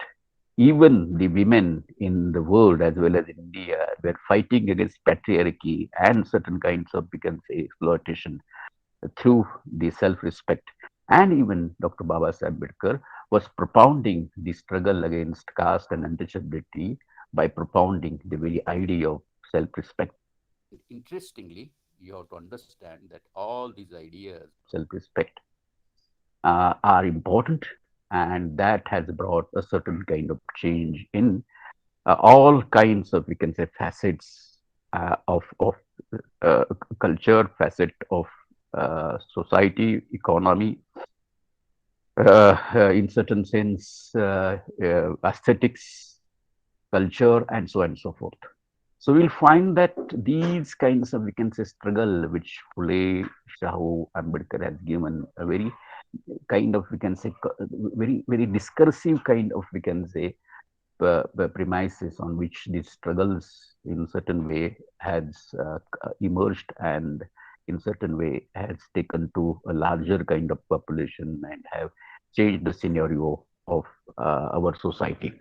And we will be pointing 3, 4, and then we will be finishing my lecture. One important aspect of Phule Ambedkar thought is that they have given a kind of concrete analytical standpoint to understand caste, patriarchy, and capitalism. You have to understand that how Ambedkar was not only trying to attack on the Brahminism, Ambedkar in certain sense was attacking on capitalism. Ambedkar in his speech in 1930s was in certain way appealing to working class that you have to fight not with Brahminism, but you have to fight with capitalism. And capitalism and Brahminism are two enemies of the toiling proletariat of caste, or the caste subaltern or gender subalterns has to fight against for their emancipation, particularly against two systems. One is a system of Brahminism and the other is a system of capitalism. And one has to understand that how Phule, Tarabai Shinde, Babasaheb Ambedkar has identified Brahminism as a system, how they have identified a system of Brahminical patriarchy, how they have identified the linkages between capitalism and Brahminism, and how they were carving out the path to fight against these kinds of exploitations. So this is important aspects one should in certain way take into that they should somehow see that Phule and Ambedkar was in certain way was giving a systemic analysis, and secondly the transformatory agenda, and that transformatory agenda was having a certain kind of grounding of knowledge. It's a fabulous, if you see Mahatma Phule was a kind of a great thinker who is talking about in terms of idea of knowledge. You have to recuperate, you have to rethink, you have to in certain way, set the idea of knowledge. And here you have to understand that how Phule, Shahu and Ambedkar were prioritizing the new idea of knowledge, the new way of looking at things, the new way of looking at social relations, the new way of looking at things. And therefore, you will find that Phule was giving a certain kind of movement called Satyashodhak Samaj, where Phule has given universal religion called Sarvajanik Satya Dharma, and Babasaheb Ambedkar was giving the Buddhism as the emancipated religion. And you have to understand that how they were, the logistics, the logical kind of mode of thinking, which was set within these kinds of, we can say, alternatives of religion. We will find these are a certain kind of ways through which a negative logic was made a certain kind of pertinent engagement, where the Brahmanism has to, or the Brahmanical culture or Brahmanical knowledge or Brahmanical kind of, you can say, morality has to be criticized, and you have to bring out new alternatives. And that alternatives was given by Phule, Shahu and Ambedkar. The most important aspect of these thinkers was not that they only just interpreted what was the world around them, but all these thinkers were engaged in changing the world. In particularly, Buddha and his Dhamma, Ambedkar says that many, it's quite equal to, you can see that how the ideas of Marx are echoed in Ambedkar's Buddha, and Ambedkar's understanding of Buddhism, and where he says that various thinkers have interpreted the world, and you have the idea, you should take up the idea that you have to change the world. And why particularly Buddha has, in such a say, taken to sannyasa, why Buddha has taken to pravarja, to just stop the quarrel, to stop the certain kind of, we can say, struggle, vigraha, and for that to recreate, change the world. And the changing of world is the motto of Phule Shahu Ambedkar. Ambedkar was the thinker who could somehow take to a certain kind of the ideas which you can understand anthropology, we can take to as epistemology, and was building a theory. The theory was there in Phule's kinds of, we can say, raw writing, as well as Dr. Shahu's actions. Shahu speaks through action. Shahu was the first kind of administrator who, at that time in 1919, had just legislated a law against domestic violence. You won't imagine, the law against domestic violence was initiated in 2005. It was Shahu Maharaj who thought about that law and legislated that law in 1919.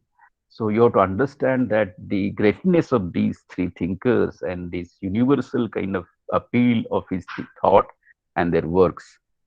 As I have given only 30 minutes, I summarily stop here. I know that many things has to be spoken because this is an international seminar, but you have given only 30 minutes to me. So I stop here, and thanks for inviting me for this international seminar. Thanks a lot. Bye. Thank you, sir. Thank you once again. Very great and very valuable guidance. Sir, you said that all the social movements originated from Phule's ideology. Even women empowerment, educational movement, even Dr. Babasaheb Ambedkar also accepted Mahatma Phule as his guru or mentor. He also learned the strategies which were implemented by Rajarshi Shahu in his dynasty. We all know about that. And it was implemented in the Indian Constitution for the welfare of Indian society. that is liberty, equality, fraternity, and justice. He also provided the directive principles for the welfare of society through various speeches, newspapers, and books. The movement started by Mahatma Phule and Shahu Ambedkar, which was propagated it by Dr. Babasaheb Ambedkar in India and abroad also. So now I would like to call upon the chairperson of this session, Dr. Bapu Raut sir, Associate Professor, Department of Geography, Vasundhara Kala Mahavidyalaya, Solapur. Please,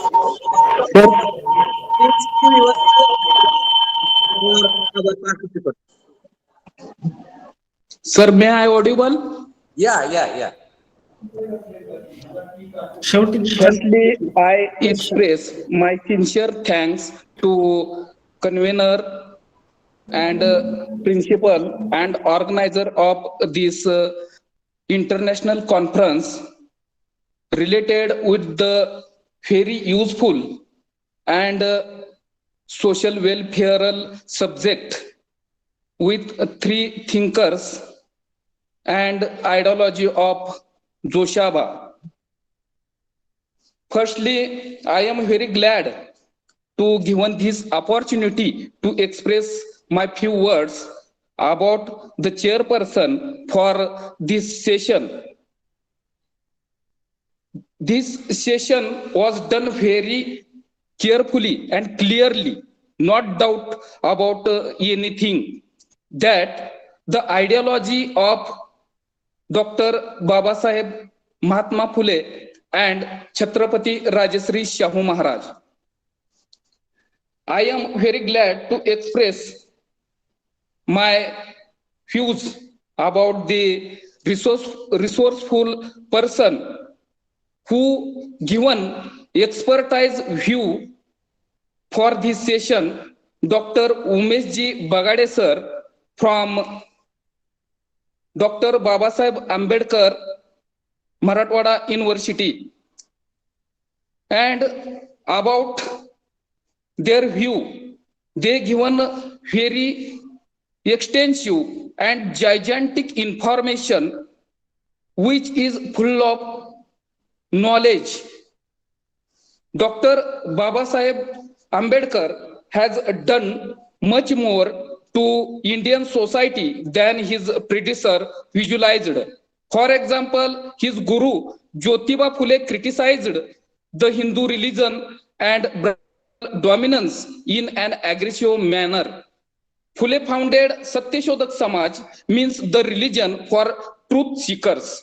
Eventually, it lost its sin as the post-Phule leadership diluted its mandate into non-Brahminical. Although Maharaja Shahu Chhatrapati took the movement forward as he could emphasize with the problems of the Dalit, he could not really become their natural leader. Moreover, his immense desire for knowledge and his ability to decipher the caste question gave him prominence in Dalit politics all over the universe. According to the expertise by given Bagade Sarji, they explains ideology of Joshaba's thoughts, which is useful for the shaping Maharashtra.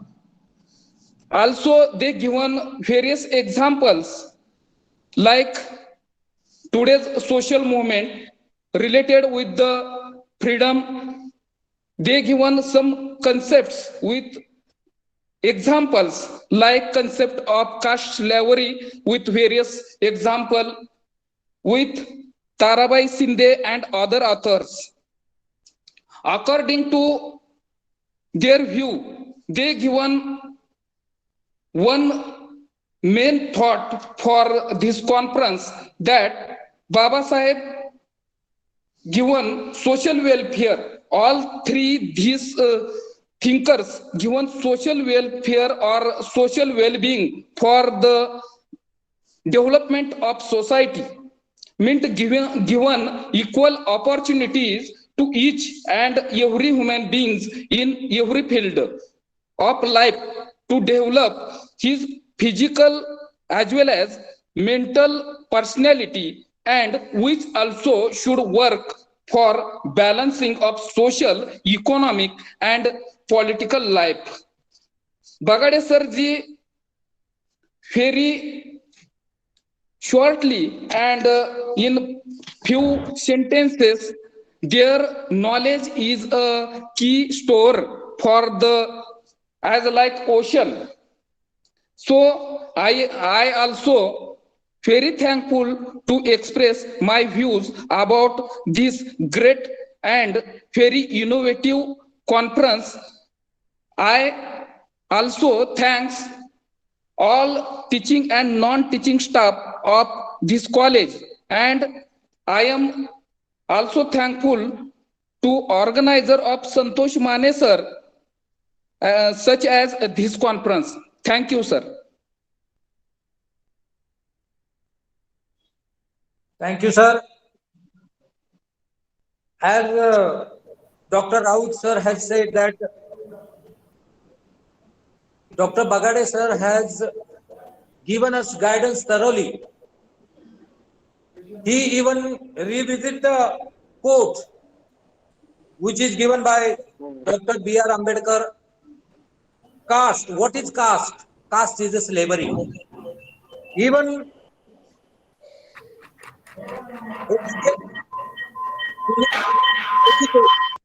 slogan was given by Dr. Babasaheb Ambedkar. He also again said, thank you, sir. I unitedly thanks to Dr. Umesh Bagade sir and Dr. Bapu Raut sir on behalf of my colleague. And to conclude this session, I would like to call upon my colleague, Mr. Pandit Shinde sir, to address the last session, that is the vote of thanks. Over to Shinde sir. Shinde sir. Hello. Announcement before that. Hello. Am I audible? After this vote of thanks, we are going to start the last technical session under the chair of Dr. U.R. Patil sir, IQAC coordinator, Rajarshi Shahu, Arts and Commerce College,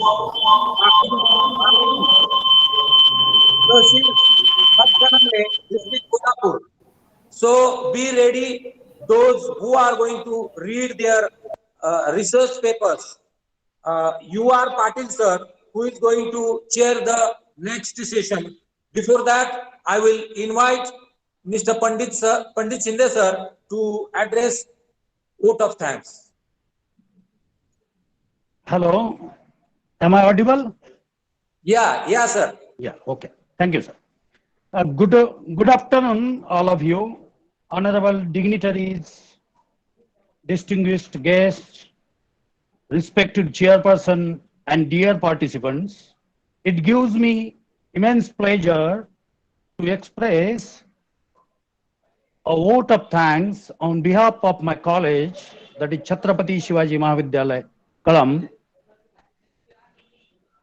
At first, I would like to express my words of deep regards to our patrons, Honorable Shivaji Appa Kapse, who is the Secretary of Shivseva Public Charitable Trust, Kalamb, Honorable Sham Nana Khawale, the President of our trust, Honorable Kalpana Tai Narehre, ex-Member of Parliament and one of the trustees of our institution, Honorable Sanjay Ji Ghule sir, Joint Secretary of our trust, Honorable Avinash Ji More sir, Vice President of our trust, Honorable Balkrishna Gurusale, the Treasurer of our trust, and Honorable Bhagavat Rao Sonde, the director of the body,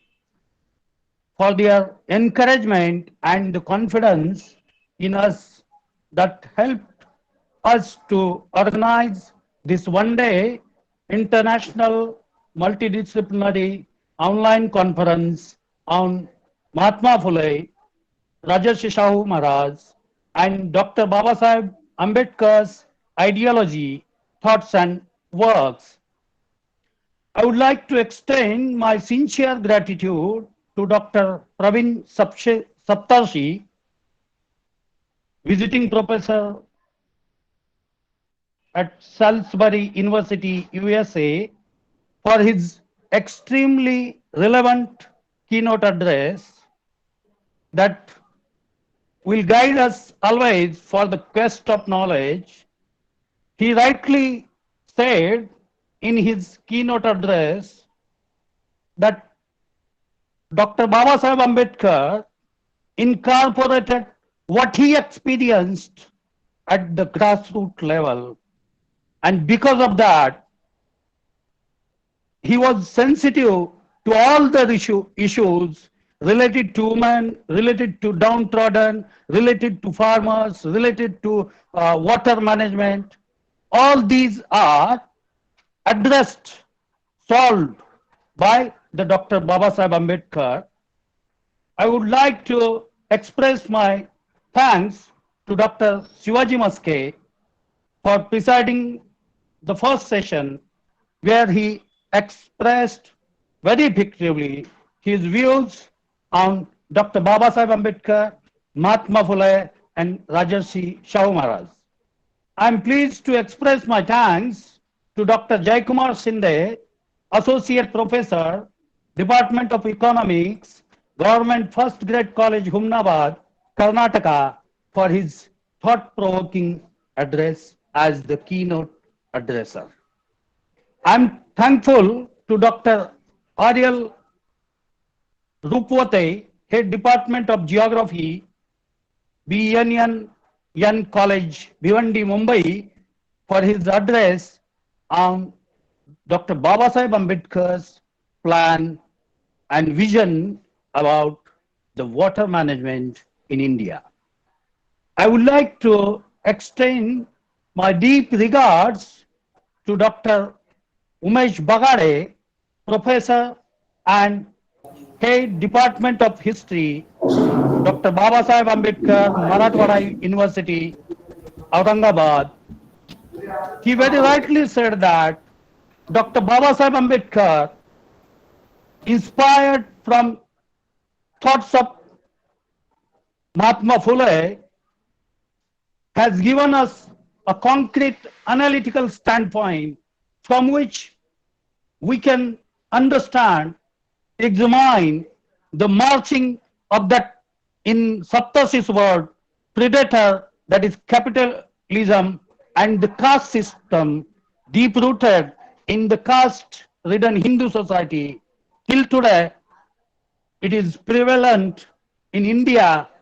That standpoint must be used by all of us, and this is what the real objective of this conference. And he put in his speech the real threat before the democracy, as in his speech on 25 or 5th November in 1949, Dr. Babasaheb Ambedkar highlighted that the real threat before our democracy is worship of one leader, is caste, is inequality, that is inequality in the field of economics, in the field of society, or in the field of religion as well as culture. I am thankful to Dr. Raut, Associate Professor, Department of Geography, Vasundhara Kalamb Mahavidyalaya, Solapur, for presiding this session and expressing his views on it. Thank you once again. I would like to request Mr. Jagtap sir to take the charge of next session. Thank you. Thank you, sir. Now we are going to start the technical session, which is paper. That is presentation research paper. I would like to call upon and chair the session. Sir.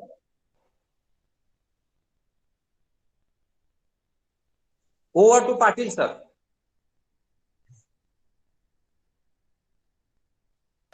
Good afternoon, sir. Good afternoon, sir. Yes. I am Professor Uttam Patil. I heartily thank the organizers of his multidisciplinary online international conference on Mahatma Phule, Rajarshi Shahu Maharaj, and Dr. B.R. Ambedkar, Thoughts and Works. We are about to begin the technical session. And I hope the paper presenters, they are well aware of the time given to them.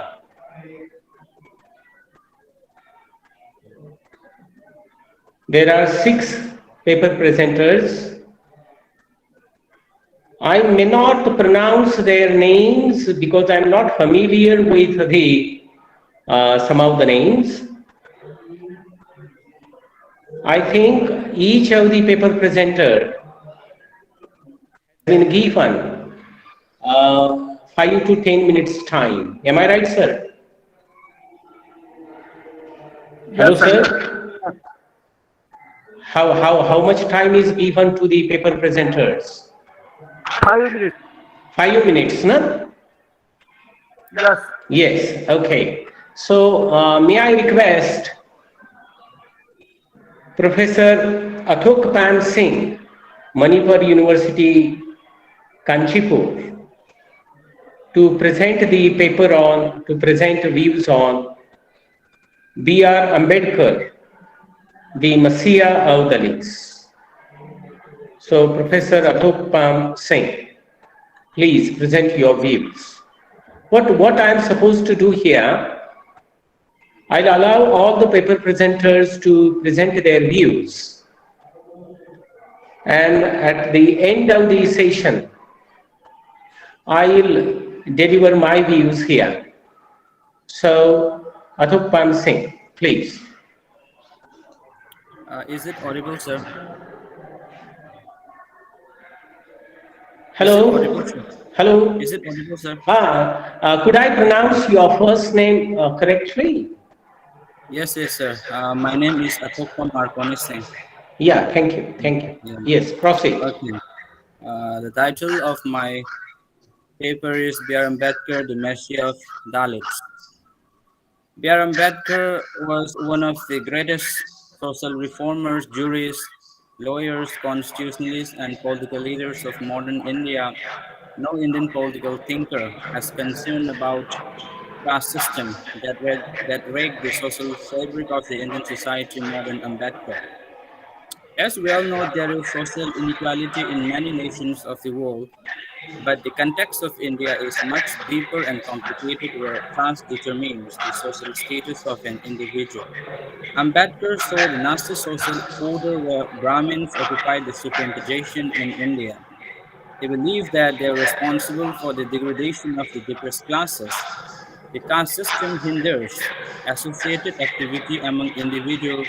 He considered that the caste name was responsible for the continued reproduction of caste. To Ambedkar, Hindus observe the caste system mainly because of the Vedas and Shastras that religious-minded people blindly follow.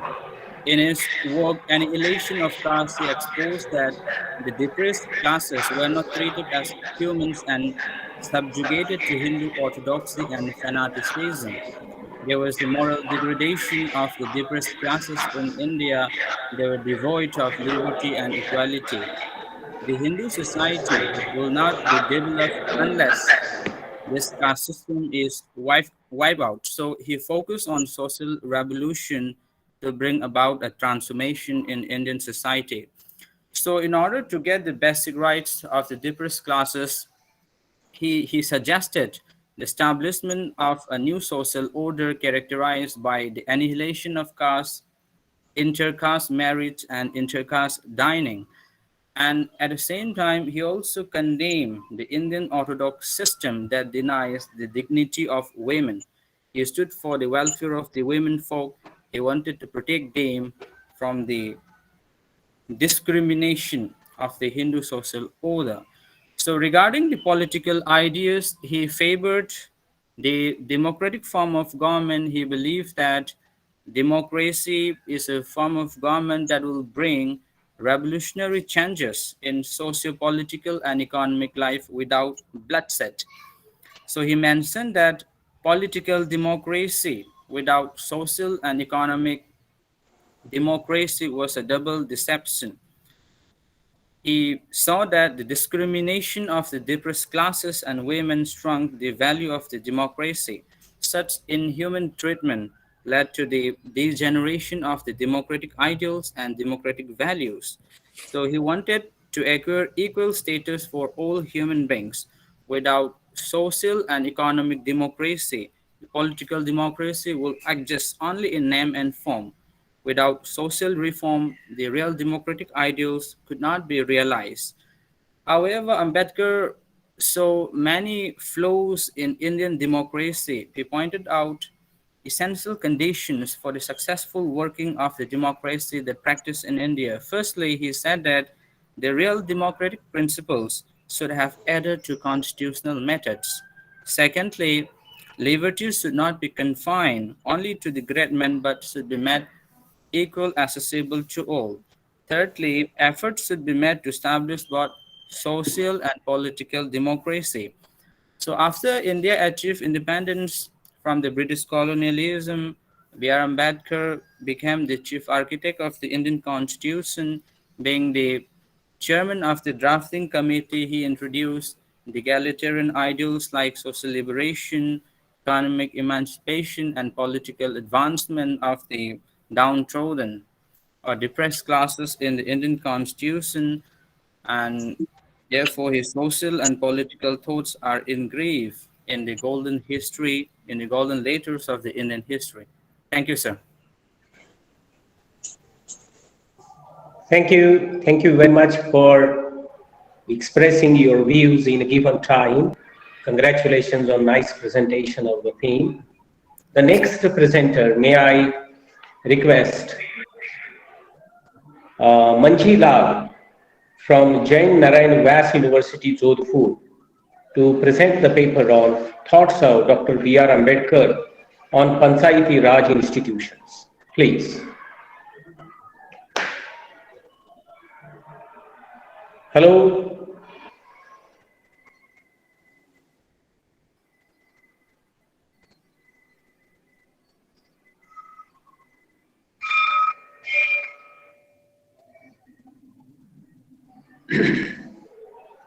Hello, Professor Manjilal.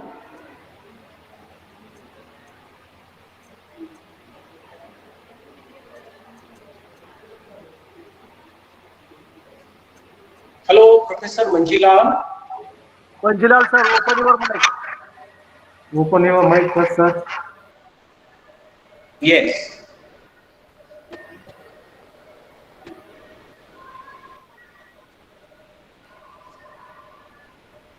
Mangilal sir अपना mic open कीजिए please.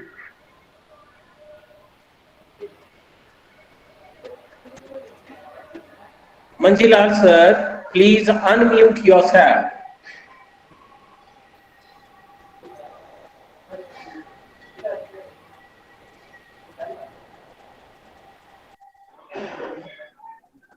Hello.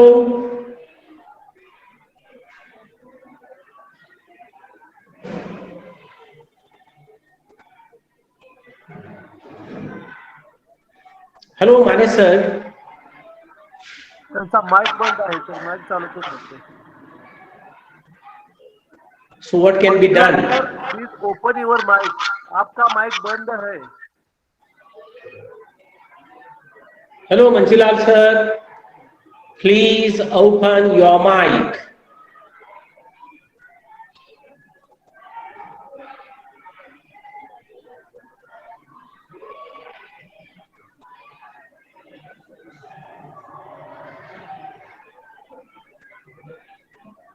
Hello.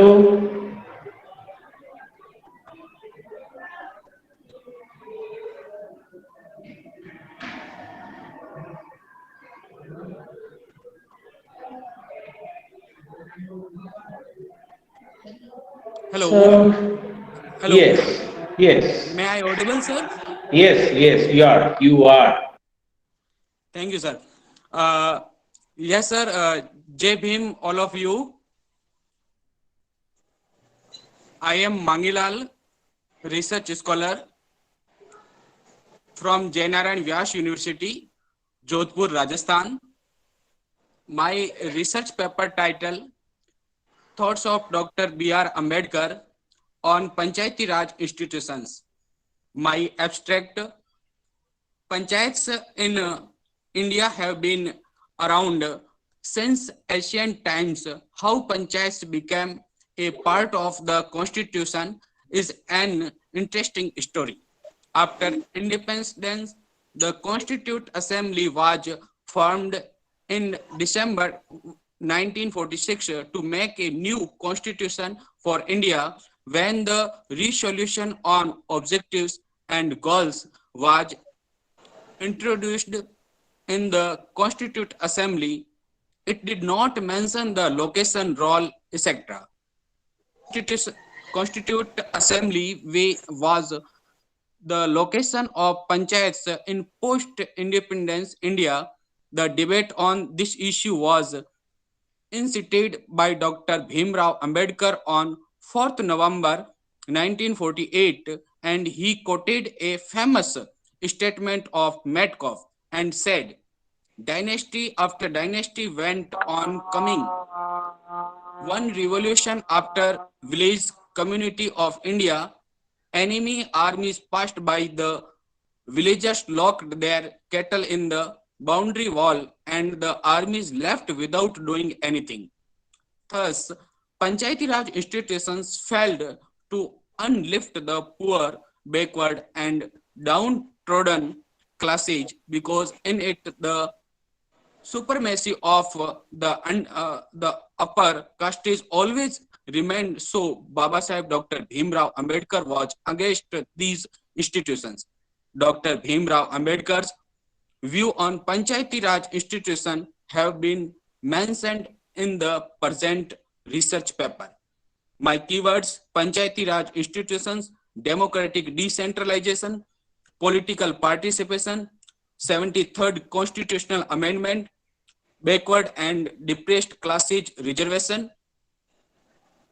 My paper introduction: providing reservation to the downtrodden and backward classes through the 73rd constitutional amendment is a revolutionary step in the direction of social change. The new Panchayati Raj system provided special opportunity to the backward and downtrodden classes, due to which these Dalits and backward classes could also come in public and political life today. Before independence, the Indian social system was based on the four Varnas system, in which the society is divided into four Varnas in the name of the Varna system, which are called Brahman, Kshatriya, Vaishya, and Shudra. Apart from this, there is also a fifth Varna, which is called untouchable. In these four types of Varna system, the Varnas are also divided into innumerable castes and subcastes. How can equality be expected in a social system based on inequality? Due to this partisan system, Muslim and British rulers ruled this country of hundreds of years. Thoughts of Dr. Bhimrao Ambedkar on Panchayati Raj institutions. Dr. Bhimrao Ambedkar believed that the village is a den of indifference. The Dalits and backward classes should leave the village and settle in the cities. The villages represent the source of oppression and regressive India. He argued against the Panchayati Raj system as was apprehensive about the continuation of the hegemony of the upper caste Hindus. He believed that villages in India were caste-ridden. The condition of the Dalit and backward in them was extremely pathetic and had little prospect of success as institutions of self-government. There is no Babasaheb Dr. Bhimrao Ambedkar in our society today, but the current relevance of the thinking in the context of Panchayati Raj system remain even today, which we can understand in the following statement. Dr. Ambedkar and Gandhi had different view regarding Panchayati Raj institution. For Gandhi, the concept of Gram Swaraj and Panchayati Raj are the future progress of India, while Dr. Bhimrao Ambedkar present a critical view of Panchayati Raj institution. The condition of Dalits in rural life during this period was reliving the reality of India. This is also attested by his own personal experience. Therefore, Babasaheb Dr. Ambedkar considered the Panchayati Raj system to be nothing but a sink of locality, a den of ignorance and communalism. As a result, the constitution which was made under his chairmanship did not mention a single thing about Panchayati Raj institution. When the Constitution of India was framed on 26 November 1949, Panchayati Raj institutions were placed in the non-equitable part of the Constitution as Article 40 in the directive principle of state policy refers to the system of local self-government in India introduced by the 73rd Constitutional Amendment. In today's context, Panchayati Raj has become a powerful political instrument for Dalit and backward classes to change the nature of village life as envisioned by Babasaheb Dr. Bhimrao Ambedkar. Dr. Ambedkar thought on democratic decentralization. My conclusion, Ambedkar's concepts on decentralization is misunderstood.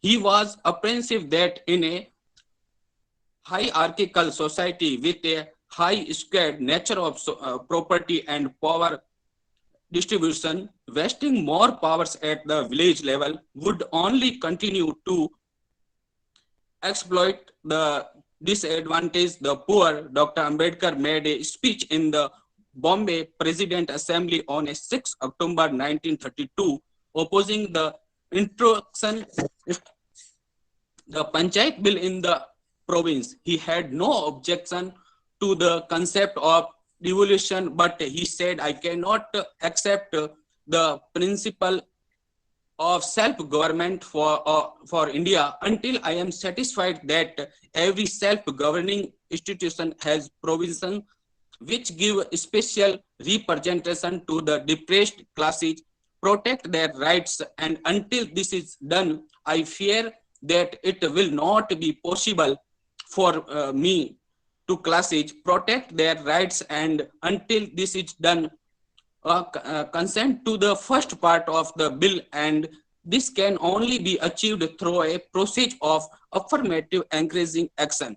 He suggested nomination which ensured that an unequal society was represented in the local government of all communities. Today, the work which was done through the 73rd Constitutional Amendment 45 years after independence would have started with the coming into force of the Constitution. Certainly, Dr. Ambedkar had made his assessment Hello, keeping in Dr. mind the Mangilal. situation at that time. Thank you, sir. Yes. I was about to request you to be aware of the time. Congratulations for your presentations. Very nice presentation. I request the next paper presenter, Dr. Sumita Bhattacharjee, GC College, Silchar, to present views on a reformer in B.R. Ambedkar, a reflection. Please, Sumita Bhattacharjee. Yes, sir. Yes, please. Yeah, I hope I'm audible. Yes, ma'am. Continue, please. Okay. Okay. Thank you so much. Thank you so much. And good afternoon, everyone. Good afternoon, respected chairman of this technical session, Dr. U.R. Patil, and all other fellow participants of mine. As has been already told by our the chairperson of this technical session, Dr. Patil, that the title of my research is A Reformer in B.R. Ambedkar, a Reflection. Dr. B.R. Ambedkar, the principal author of the Indian Constitution, was a great champion of social justice and an ardent lover of human rights. Now, born in a poor Dalit family, Ambedkar had been through a lot of personal sufferings. Now, his exposure to Western thoughts and ideas made him understand the miserable condition of the downtrodden and the underprivileged section of the society in general, and the status of the women in particular. And it was, according to him, it was predominantly due to the prevalence of an orthodox Hindu social order.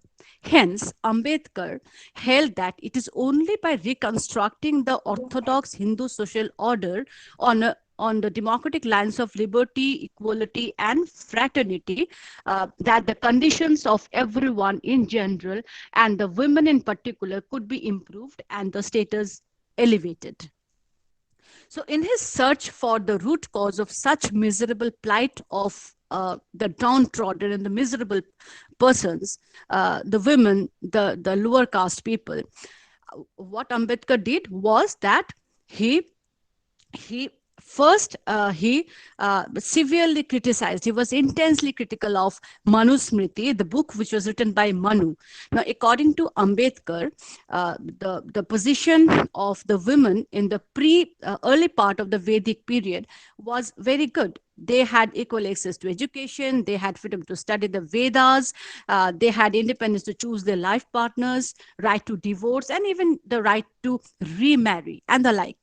But in the later part of the Vedic period, under the influence of Manusmriti, what the condition of the people and the women, condition of the women in particular, became very, very pitiable. Okay, because Manusmriti, according to B.R. Ambedkar, it was a major source of perpetuating and patronizing gender inequality.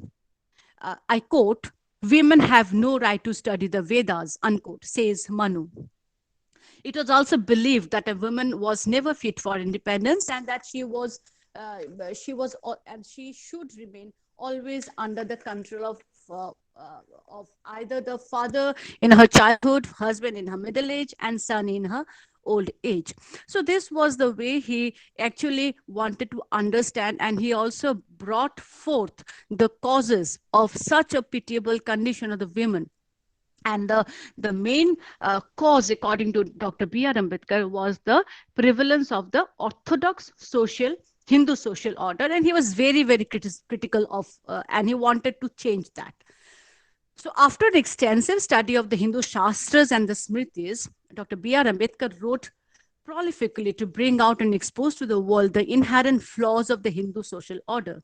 He held that the Orthodox Hindu society believes in caste-based social system, where the women are the most victimized ones, being subordinated in a systemic manner. Now, he raised his voice against all evil practices like child marriage, then polygamy, then prostitution, then illiteracy for women, the Devdasi system, and other customs, rituals, and superstitions. Now, as we all know, Mukh Nayak and Bahishkrit Bharat are the two very, very famous papers which was started by Dr. B.R. Ambedkar in the year 1920 and 1927, respectively.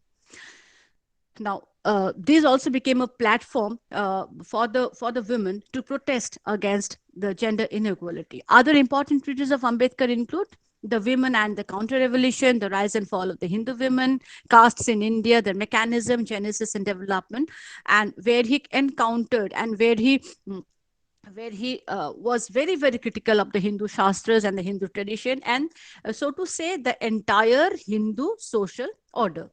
He asserted that the three most important tools with the help of which the Hindu social system establishes a firm hold of patriarchy are number one, Shastras, number two, caste, and number three is endogamy. So under the leadership, so what are the actions that were taken by B.R.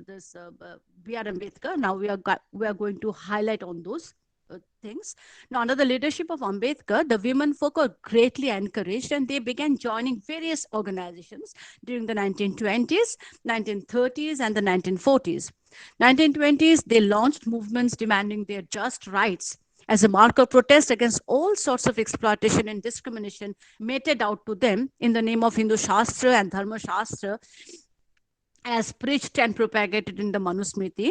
A bonfire was held by Ambedkar in 1927, where he burned the Manusmriti in front of 50 women. So this is a very important sort of a protest. Which was made by the women folk under the able leadership and encouragement of Dr. B.R. Ambedkar. Next, exclusive and autonomous organization for women rights started coming up during 1930s. And being encouraged by Ambedkar, women even started to be a part of political organizations. So mention being made of the All India Depressed Classes Mahila Federation, which served as a platform during the 1940s to ventilate their grievances. And as we all know, Ambedkar also attended various conferences and delivered speeches during those times to make women conscious about their lost rights.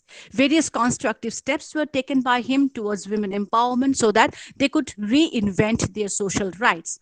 A conference of All India Depressed Classes Mahila Federation was held in 1942, in which 25,000 women attended, and where Ambedkar tried to make the women conscious over their rights and dignity as human. So these are some of the very, very important things that positive steps that were taken by Ambedkar, and under the able leadership of Ambedkar also, the women folk were very, very encouraged and they started coming out. Okay, he urged the women to send their children to schools, instilled in them high ambition, cautioned them against drunken husband and sons. So these are the things he has positively done. Now, what are the direct contribution of Ambedkar? Let us try to understand. In 1924, Dr. B.R. Ambedkar, as a member of Bombay Legislative Council, espoused for family planning and moved the maternity benefit bill, which he believed because he believed that rest and comfort is necessary for all women in their prenatal period. So this is a very important thing that B.R. Ambedkar has done. And so mention made of different women legislations that have come up subsequently, like Women Labor Protection Act, leave benefit to peace workers, maintenance allowance for husband and legal separation. Excuse me, ma'am. See, yes, the time restriction has to be followed. Time restriction has to be. Okay, I'm wrapping up. Yes. I'll just ask for 2 minutes from you, sir. Okay, please proceed. Okay, thank you, sir.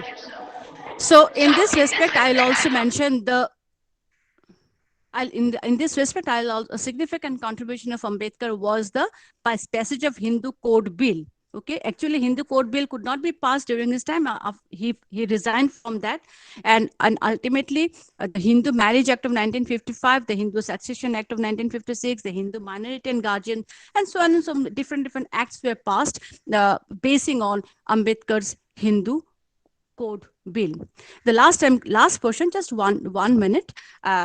Mention may be made of different articles which got inserted into the Indian Constitution, like Article 14, Article 15, Article 16, which provides that for equal rights and that there should be no discrimination between man and women, equal rights for both man and women. This speaks about all this. Article 42 and Article 39 talks about equal means of livelihood. So as a sort of a conclusion, we can say that Dr. B.R. Ambedkar was indeed a symbol of revolt against all oppressive features of Hindu society in general and subjugation of women in particular. So we can give credit to Dr. B.R. Ambedkar as a great reformer of India. So thank you so much. Thank you, and congratulations on your presentation. Very nice presentation. Thank you, May sir. I request the next paper presenter, Sammy B. Yes, Sammy B. Yes. Okay, sir. Thank you. So your name is there, University of Kerala. Yes, please present your paper. Okay, thank you, sir. Good afternoon, everyone. I am Shyamli S. from Kerala. Now discuss about Dr. B.R. Ambedkar ideas about religion and emergence of the caste system in India. Here, first of all, I mention about the Ambedkar interpreted Madam, the open your basic. video. Madam, open your video. Sir, now I'm outside the Okay, university, ma'am. so I No traveling. problem. Okay, Ambedkar interpreted the basic tenet of religion from the Dalit viewpoint of the prevailing socio-cultural situation in India, and he saw religion not as a means to spiritual salvation of individual souls, but also a social doctrine for establishing the righteous relations between man and man. Ambedkar rethinking of religion is a vast subject. Here I only mention a few important aspects. First of all, Ambedkar combined fearless and Trajant criticized religion for being a divisive or irrational force. Our modern day sensibility of Sarva Dharma Samabhava, equal treatment of all religions by the state, which stand for Indian secularism, then partakes precisely of this idea that all religions are intrinsically good, while Ambedkar insisted that religion was both inevitable and necessary for public life, and he strongly denied that all religions are good. Secondly, I mentioned about Ambedkar's fought against the reduction of religion to identity. Then religion continued to play a role in public life, including in the shaping of the modern European state. Then hence in Ambedkar's times, criticism of religion had become a difficult task because it was perceived as a criticism of national culture. Then next upon, I mentioned about the caste system. In India, caste system consists of two different concepts. That is means Varna and Jadi. The real concept of Varna has almost disappeared in the present context and has changed into Jadi. This system means the caste system is a system in which determination of position.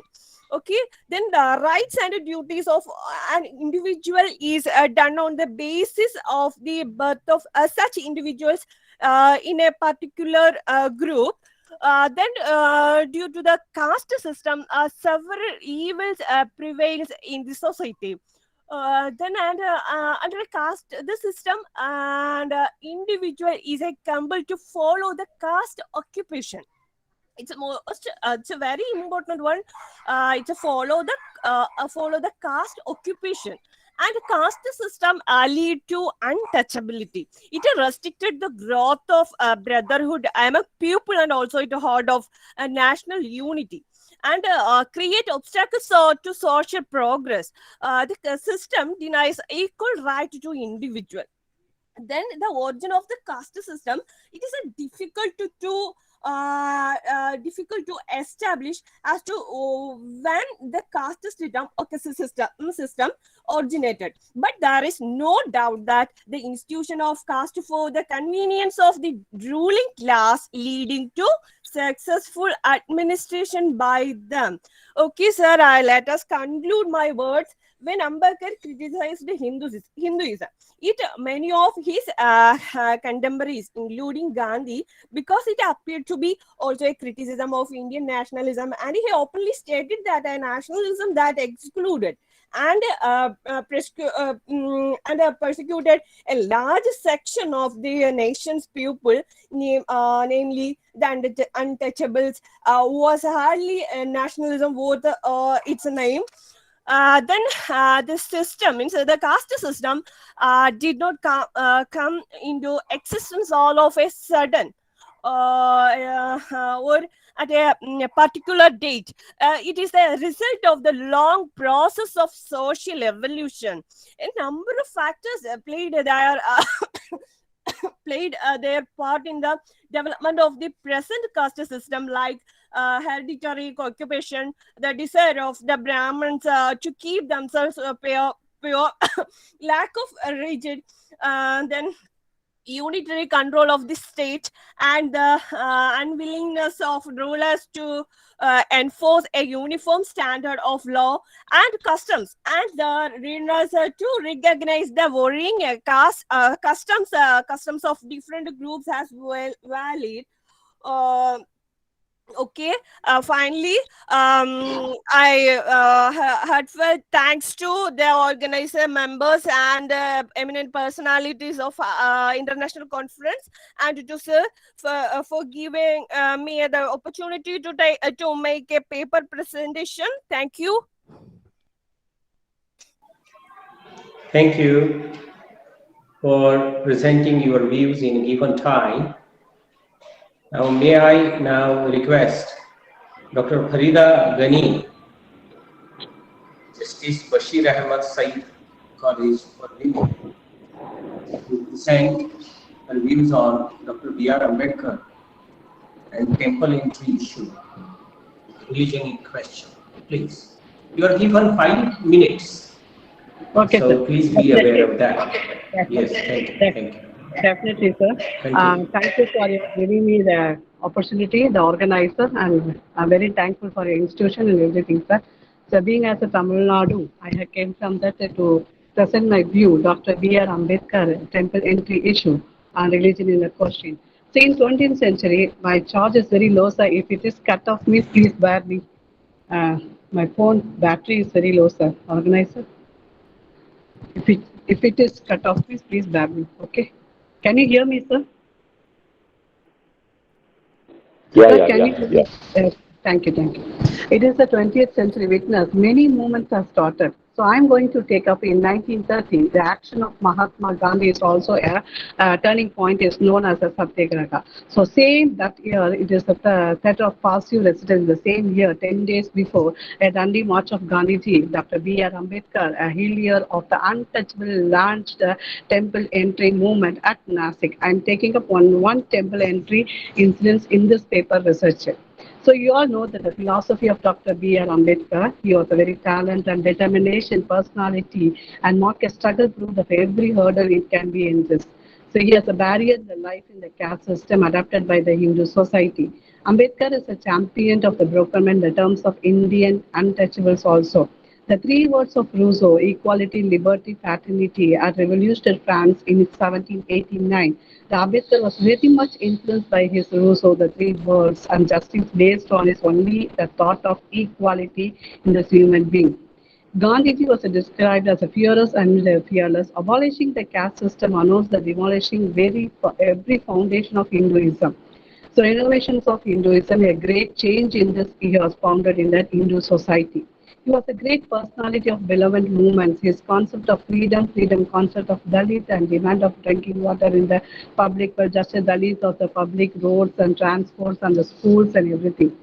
So to be Ambedkar, and then so long there was a caste system, social solitary and unity was remote. Mahatma Satyagraha and the burning of Manusmriti Kala Ram Mandir Satyagraha was very some of the movements launched by Ambedkar. I have taken up sufferings of untouchability. You all know that decide to talk with the people of higher classes. The doors of temples, like the doors of schools, are not open for them. All these above the bad traditions indicate the fearfulness of then the society. They are the impact of caste system on the Indian society. I'm taking Kala Ram temple entry movement. It is temple is built by Sardar Udaykar in 1790 of Peshwa. The temple structure is built of the black stones, and then it is a Kalaram temple was one of the most orthodox Hindu shrines in Maharashtra. The entry of the scheduled caste was very much forbidden. Ambedkar launched a temple entry movement in the 1930 at Nasik for the sake of untouchability. It was a landmark of the struggle for human rights and social justice. The preparation for this movement was gone on for the 3 months. Ambedkar was guiding, inspiring, organizing it from the Bombay through his letters. And then Kalaram temple could be a launch as Satyagraha. If a trustee did not open the temple to the untouchable Hindus before the particular simultaneously, they have become to fight for that to a temple entry movement. So next, at the commencement of this movement, it is a batch of four extending itself a mile-long procession in the history of Nasik. And as soon as the processions came to the caste, and then the eastern gate of the temple, the district magistrate, the court and the procession did everything. It was that made more like men and women was posted. But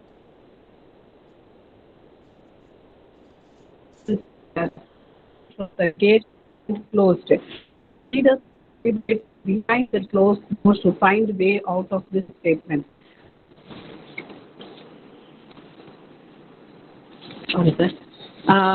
This is a Ratha of Rama. The Satyagraha struggle continued for a month, and the April 9th, the charitable processions of the untouchable Ambedkar is the men stood near the gate. Hindus, the caste run away the chariot, the Bandri youth by name of the Karanda broke the barrier of the police, and the movement crowds untouchable pursued the chariot. So it was very much impact of the Satyagraha. This temple entry movement was make it of the untouchable, several villages ill-treated. Despite these sufferings, a reach of compromise with the form of the resolve the depressed classes, and Hindus has to keep the famous temple closed for the whole of the year. The agitation continued right up to 1935. At last, the down curtain of the facilities to the account of the continuous struggle for successful leadership. Excuse me, madam. Hello. Yes, sir. Yes, sir. please come to conclusion. Yeah. Please come to Yes, sir. conclusion. Yes, sir. So this was a struggle of making up Ambedkar views on the Gandhi. Ambedkar was asked to Gandhi also to be part of the temple entry movement. Ambedkar regarding waging a battle against the social evils and this religion. His social thought was dominant and the left of the untouchable community and the caste system. So we have to proud to the such a personality. Thus, the Kalaram temple entry movement proved a great battle for regaining the lost rights of depressed classes from the caste system. So I can conclude by this, and thank you for your giving me such opportunity, sir.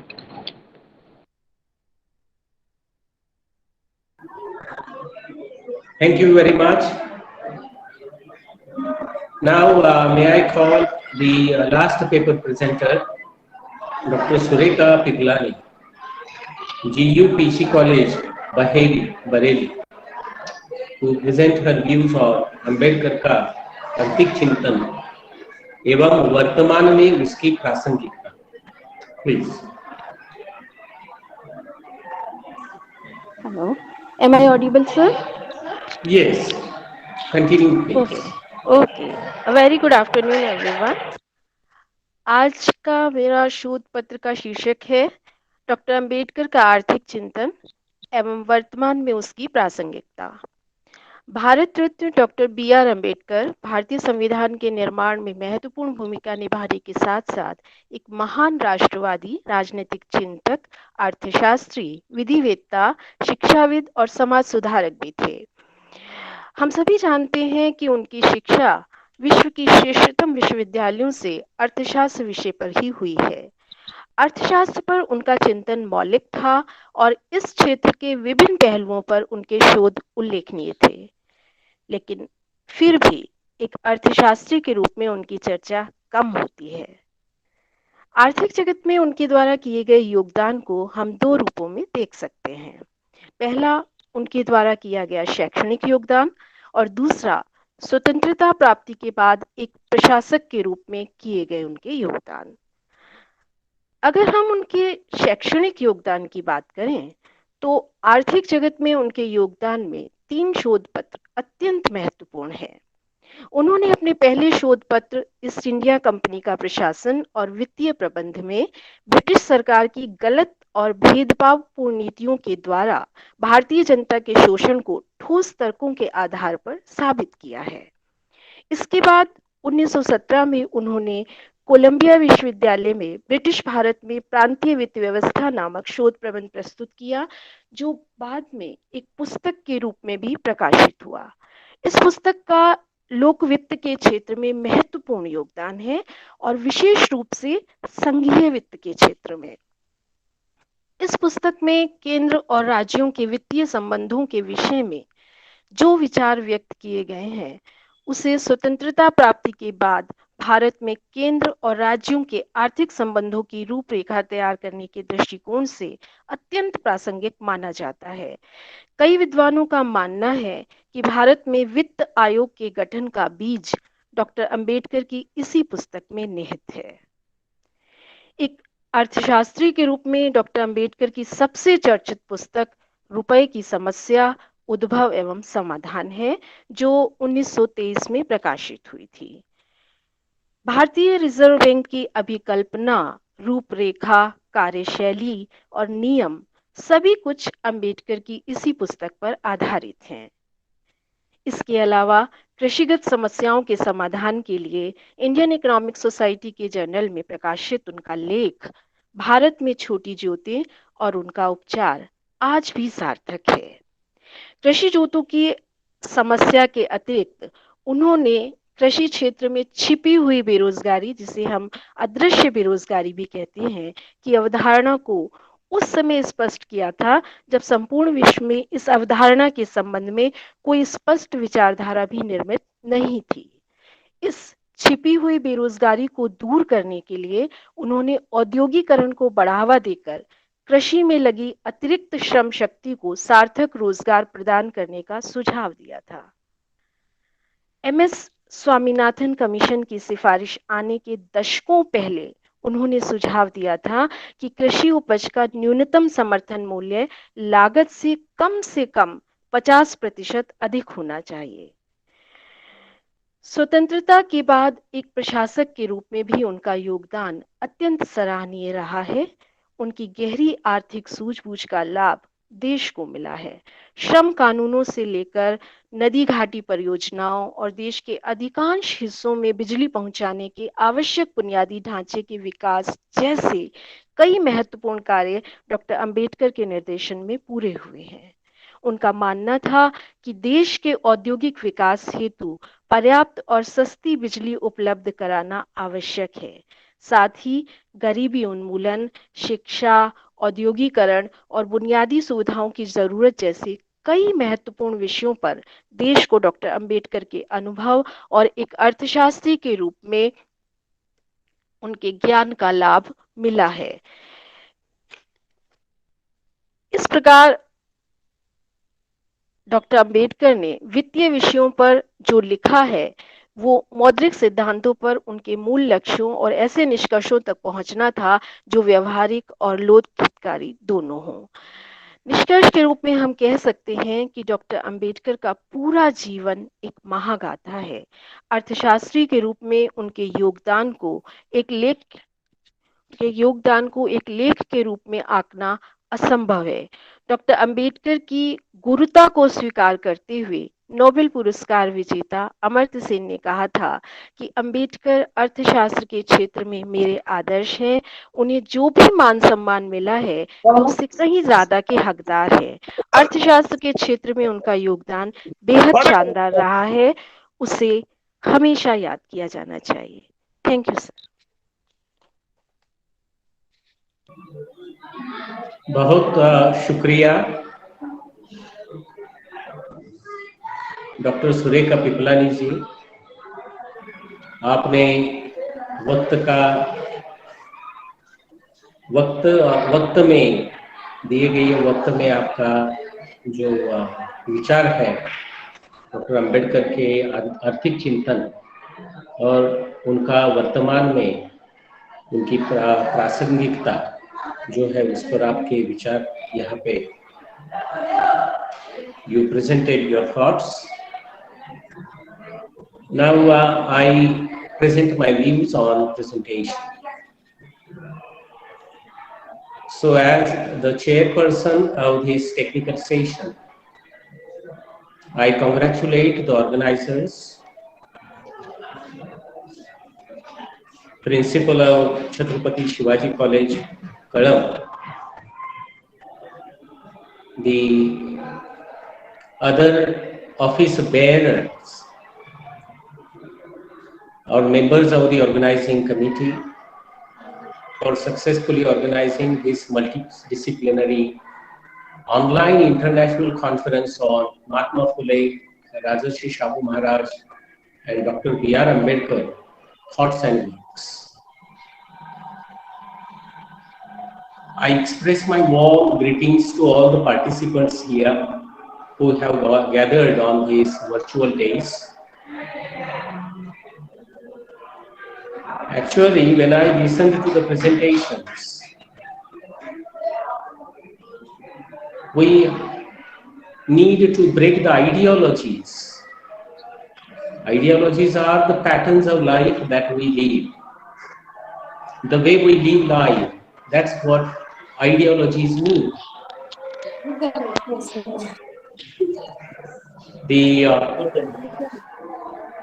I'm of the view that because of British rule,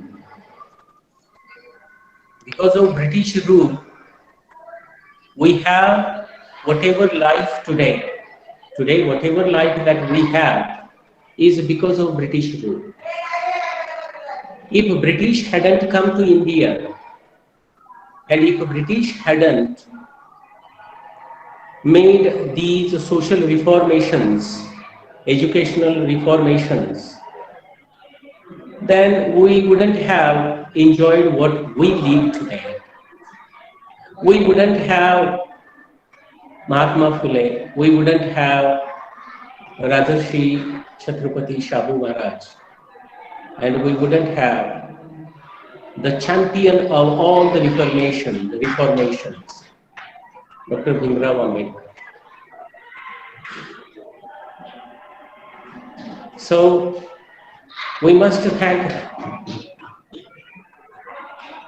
What I feel that Britishers left India, this can be very a statement full of contradictions, right? If Britishers or British hadn't left India for 50 more years, what would have happened? And as it is rightly pointed out by Mangila, or Athokam Singh, in his paper, B.R. Ambedkar, the Messiah of Dalits, what we have got is political democracy. But where is social democracy? Where is economic democracy? Socially, economically, our democracy is inhuman. Even today, we can experience that. And these days, this platform has given a space to discuss these things. When it comes to Panchayati Raj, most of the Indians, when it comes to the word concept of Panchayati Raj, we think of Mahatma Gandhi. Gandhiji appealed to people to go to village, to work there, to uplift the people there. He gave his message, mantra to people. But Mangina has rightly pointed out Dr. Babasaheb Ambedkar's thoughts on Panchayati Raj. In Panchayati Raj, who rules? The upper caste people, they rule. But with the amendment of constitutional amendment, 73rd constitutional amendment, no, the people belonging to other sectors of society, castes, they are also getting representation. They are also heading the Panchayat. And what Dr. Ambedkar appealed the Dalits, the downtrodden, to leave the village. You know, this is direct opposition to Gandhi's views. To leave the villages and settle in cities. Caste system is very vicious system. No, it's a cycle within a cycle within a cycle. It's a very, very difficult to break the caste system. If one wishes to break it, then one has to change the whole scenario, social scenario. How that can be changed? That can be changed by migration. If people migrate, that may help them to change their identity, social identity. So very nice presentation by Mangilal. You see, is there any field in which we do not find any contribution of Dr. B.R. Ambedkar, Bharat Ratna Dr. B.R. Ambedkar? There is no such a field in which we do not find his contribution. Dr. Sunita Bhattacharya, she focused on the plight of women, not just Hindu women, all women. The Hindu Code Bill and the need of Dr. Ambedkar, he sensed the need of transformation of Hindu social and family order.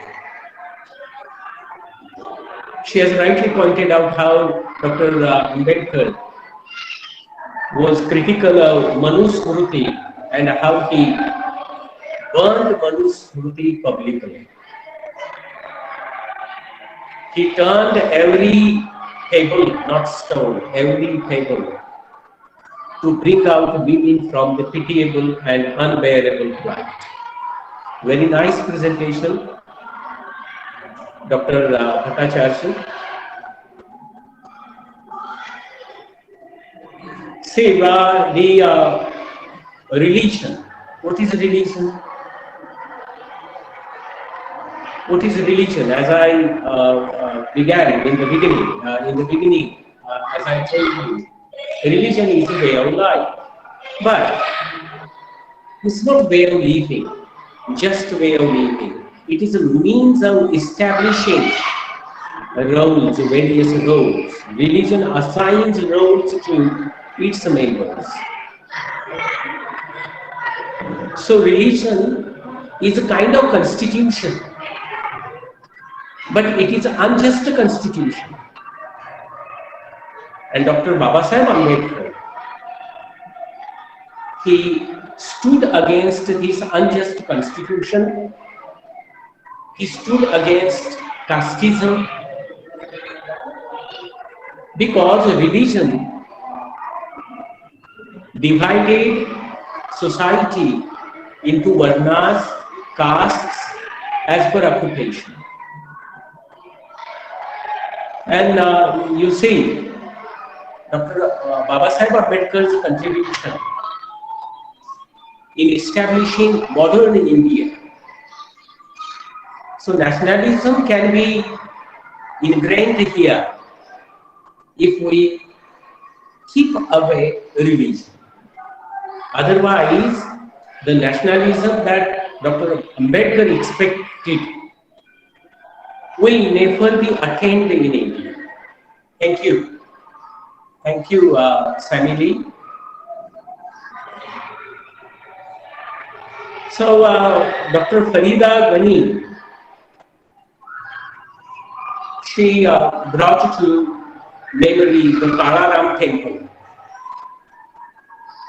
The Kalaram temple issue, the Kalaram temple in Nashik.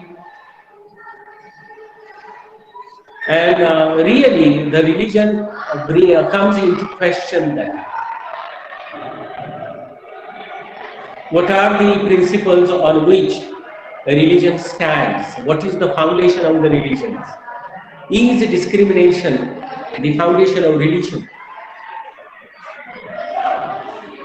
Actually, religion should treat all the people with peace, love, pity. Everybody, every member of the religion has the right to have access to religious places, but Hindu religion, especially after Manu Smriti,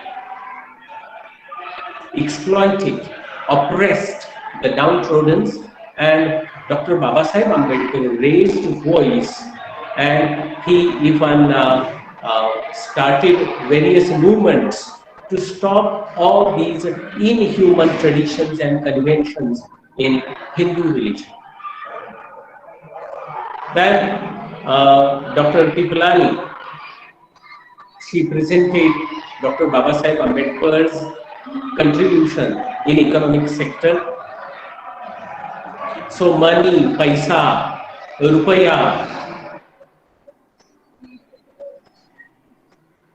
I think Dr. Babasaheb Ambedkar, he sowed the seed of every reformation of modernity.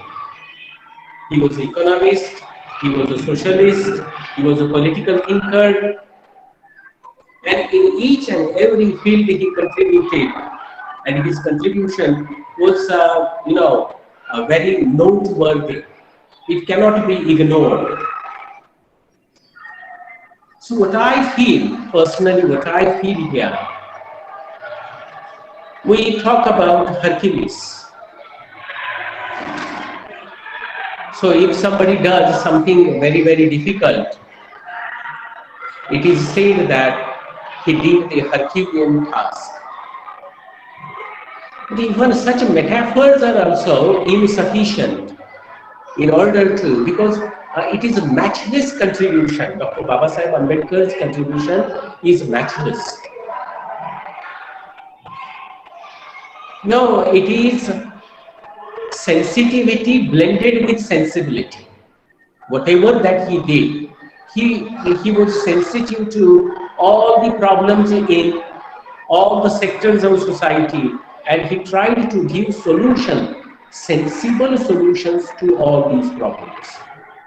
I take this opportunity to congratulate all the paper presenters to present their views in a sensible manner, and I thank the organizers to make available this platform to discuss contribution of Phule, Mahatma Phule, Rajarshi Chhatrapati Shahu Maharaj, and Dr. B.R. Ambedkar, to provide a virtual platform to think about the thoughts and works of these great reformers.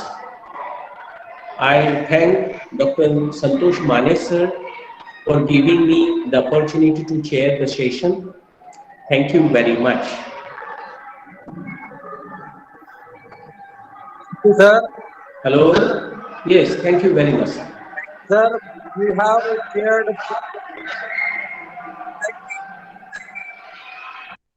remarkable and wonderful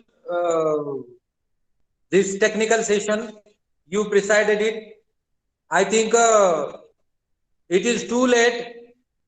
So I would like to call upon my colleague, Mr. Pandit Shinde sir, to address vote of thanks. Before that, I would like to announce here the conference is ending with the national song.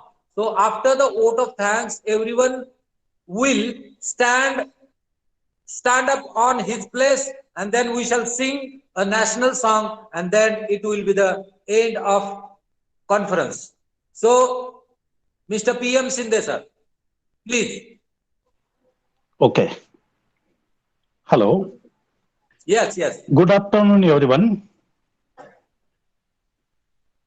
This again, I got the opportunity to express a vote of thanks on behalf of my college, Chhatrapati Shivaji Mahavidyalaya, Kalamb. Before that session, I already expressed a vote of thanks. Let me repeat this again in a brief. In the morning, we have had a keynote addresser, Dr. Praveen G. Saptarshi, who expressed his views very relevantly on the topic and insisted that we must build the democratic society based on Mahatma Phule, Rajarshi Shahu, and Dr. Babasaheb Ambedkar's thoughts. This session was presided by Dr. Shivaji Shankar Maske. I am thankful to him also. He has given his time, valuable time.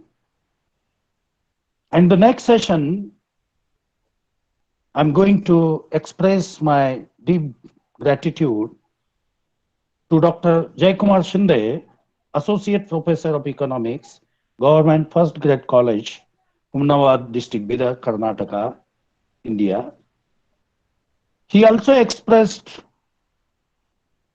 his thought-provoking address as a keynote addresser. And the session, I'm going to express my thanks to Ariel Rupote, who presided this session as the chairman. And in the third session, we have another resource person or keynote addresser. I'm extend my words of gratitudes or deep regards to Dr. Umesh Vagade, Professor and Head of History, Dr. Babasaheb Ambedkar, Marathwada University, who in brief very rightly said all the aspects, all the issues which Dr. Babasaheb Ambedkar tried to resolve, solve. In his word, or according to his opinions, Dr. Babasaheb Ambedkar had left no issue of Indian society, but he highlighted that without political, without economical and cultural equality, we will not have the real freedom or the real equality. And this session, I'm going to thank Dr. Bapu Vima Raut, Associate Professor, Department of Geography, Vasundhara Kala Mahavidyalaya, Solapur, who chaired and given his valuable time and remarks on the subject. And in this session, we have this technical session. I'm going to, or I would like to extend my deep regards and thanks to the chairman of this session, Dr. U.R. Patil, IQAC coordinator, Rajarshi Shahu Arts and Commerce College, Rukadi, Taluka Hatkanangle, District Kolhapur, Maharashtra, who very short but in an elaborate manner highlighted all the aspects and went in the British rule and stated very firmly that that was the rule which paved the ways for the reformers.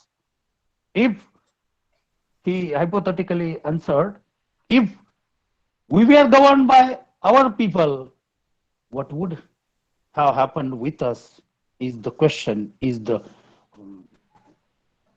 basic question, or to some extent, mind-blowing question raised by Dr. U.R. Patil. I thank once again for such a outstanding question. And I'm here, or I would like to express my deep sense of appreciation and thanks goes to all participants who choose to be live with us and attended the online conference with great enthusiasm that made it a great success. My sincere gratitude also goes to the organizing committee, that is International Advisory Committee, National Advisory Committee, and the Local Advisory Committee for selecting the topic that is really matter in today's times. I'm thankful to in-charge principal of my college, Mr. Jadhawar Shashikant, for his constant efforts to make this conference success. I also extend my sincere gratitude to the chief conveners of this conference, Dr. Anant Narvade, Head of Department of Chhatrapati Shivaji Mahavidyalaya, Dr. Raghunath Ghadge, Head of the Department of History, and Mr. Anil Jagtap, IQAC coordinator of our college, for their efforts, for their constant efforts, mails, checking mails, and all that arrangement. Because of that, I feel this event has come to at this juncture of success. I would like to further extend my gratitude and thanks to Dr. Santosh Kumar Mane and his colleagues for his technical support. I think without his support, the conference would not have been successful. So once again, I am thankful to Dr. Santosh Kumar Mane and his efforts, his motivation concerning the arrangement or organization of such a conference. Last, but surely not the least, I am thankful to all my colleagues and non-teaching staff. Once again, thank you all. I request all the participants to fill up the feedback form that will help us to know the things or events organized by us, whether they have some lacunas or not. So I welcome your feedback also. Once again, thank you, and I wish you all happy, healthy, and prosperous New Year. I would like to ask Mr. Jagtap sir to take the charge of this session. Thank you, sir. Now we are going to sing a national song. I will order. We shall start the singing song.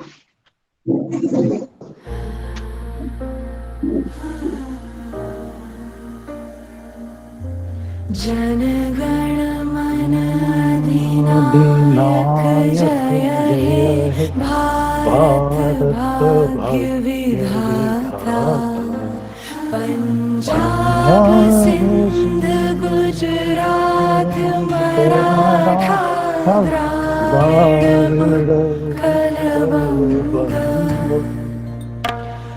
Vindhya Himachal Yamuna Ganga उच्छल जलधि तरंग तब शुभ नामे जागे तब शुभ आशीष मांगे गाहे तब जय गाथा जन गण मंगल दायक जय हे भारत भाग्य विधाता जय हे जय हे जय हे जय जय जय जय हे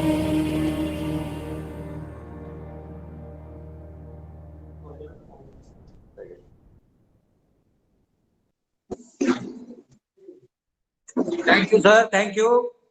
Thank you, everyone. Thank you, participant. Thank you, Dr. Santosh Kumar Mane, sir. All of you. Thank you.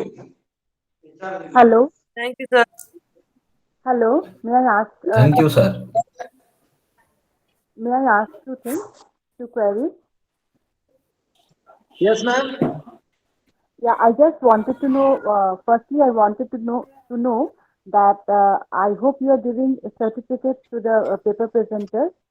In what mode? Is it Yeah, e-certificate? Yes. With the research paper book, printed book, we are going to provide the certificate as well. Okay. Sir, feedback from sir. Feedback Yes. link patwa, sir. Soon we shall provide the feedback form. Okay, thank you. So, what is the time period within which you are going to publish the book? Yeah, ma'am. When can we expect the published book? We shall inform you. So we shall 25 days, we send the harder copy of book and certificate in your postal address by Indian Speed Post. Yeah. I understood, sir. But what is the time, expected time? Because I need the for 25 API. days. 25 days. I'm sorry? Within 25 days, we send you. First, we will send the paper list, paper index in our WhatsApp group and your email ID. You check your paper. Okay? Thank you. Thank you, sir. Congratulations for successful arranging this particular webinar as well as Thank you, sir. Yes, it was really a nice experience for all of us. Satish, sir, thank you for prompt responses.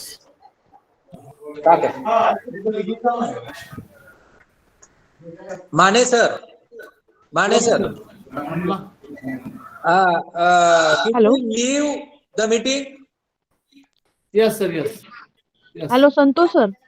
Where can we get the feedback link? Ma'am, within 2 minutes we will open the feedback link. I am sharing the feedback link. Okay, I send you. Okay. On the WhatsApp group, no? Yes, WhatsApp and email. Okay, sir. Thank you so much. And it was nice collaboration by you all. Fantastic program.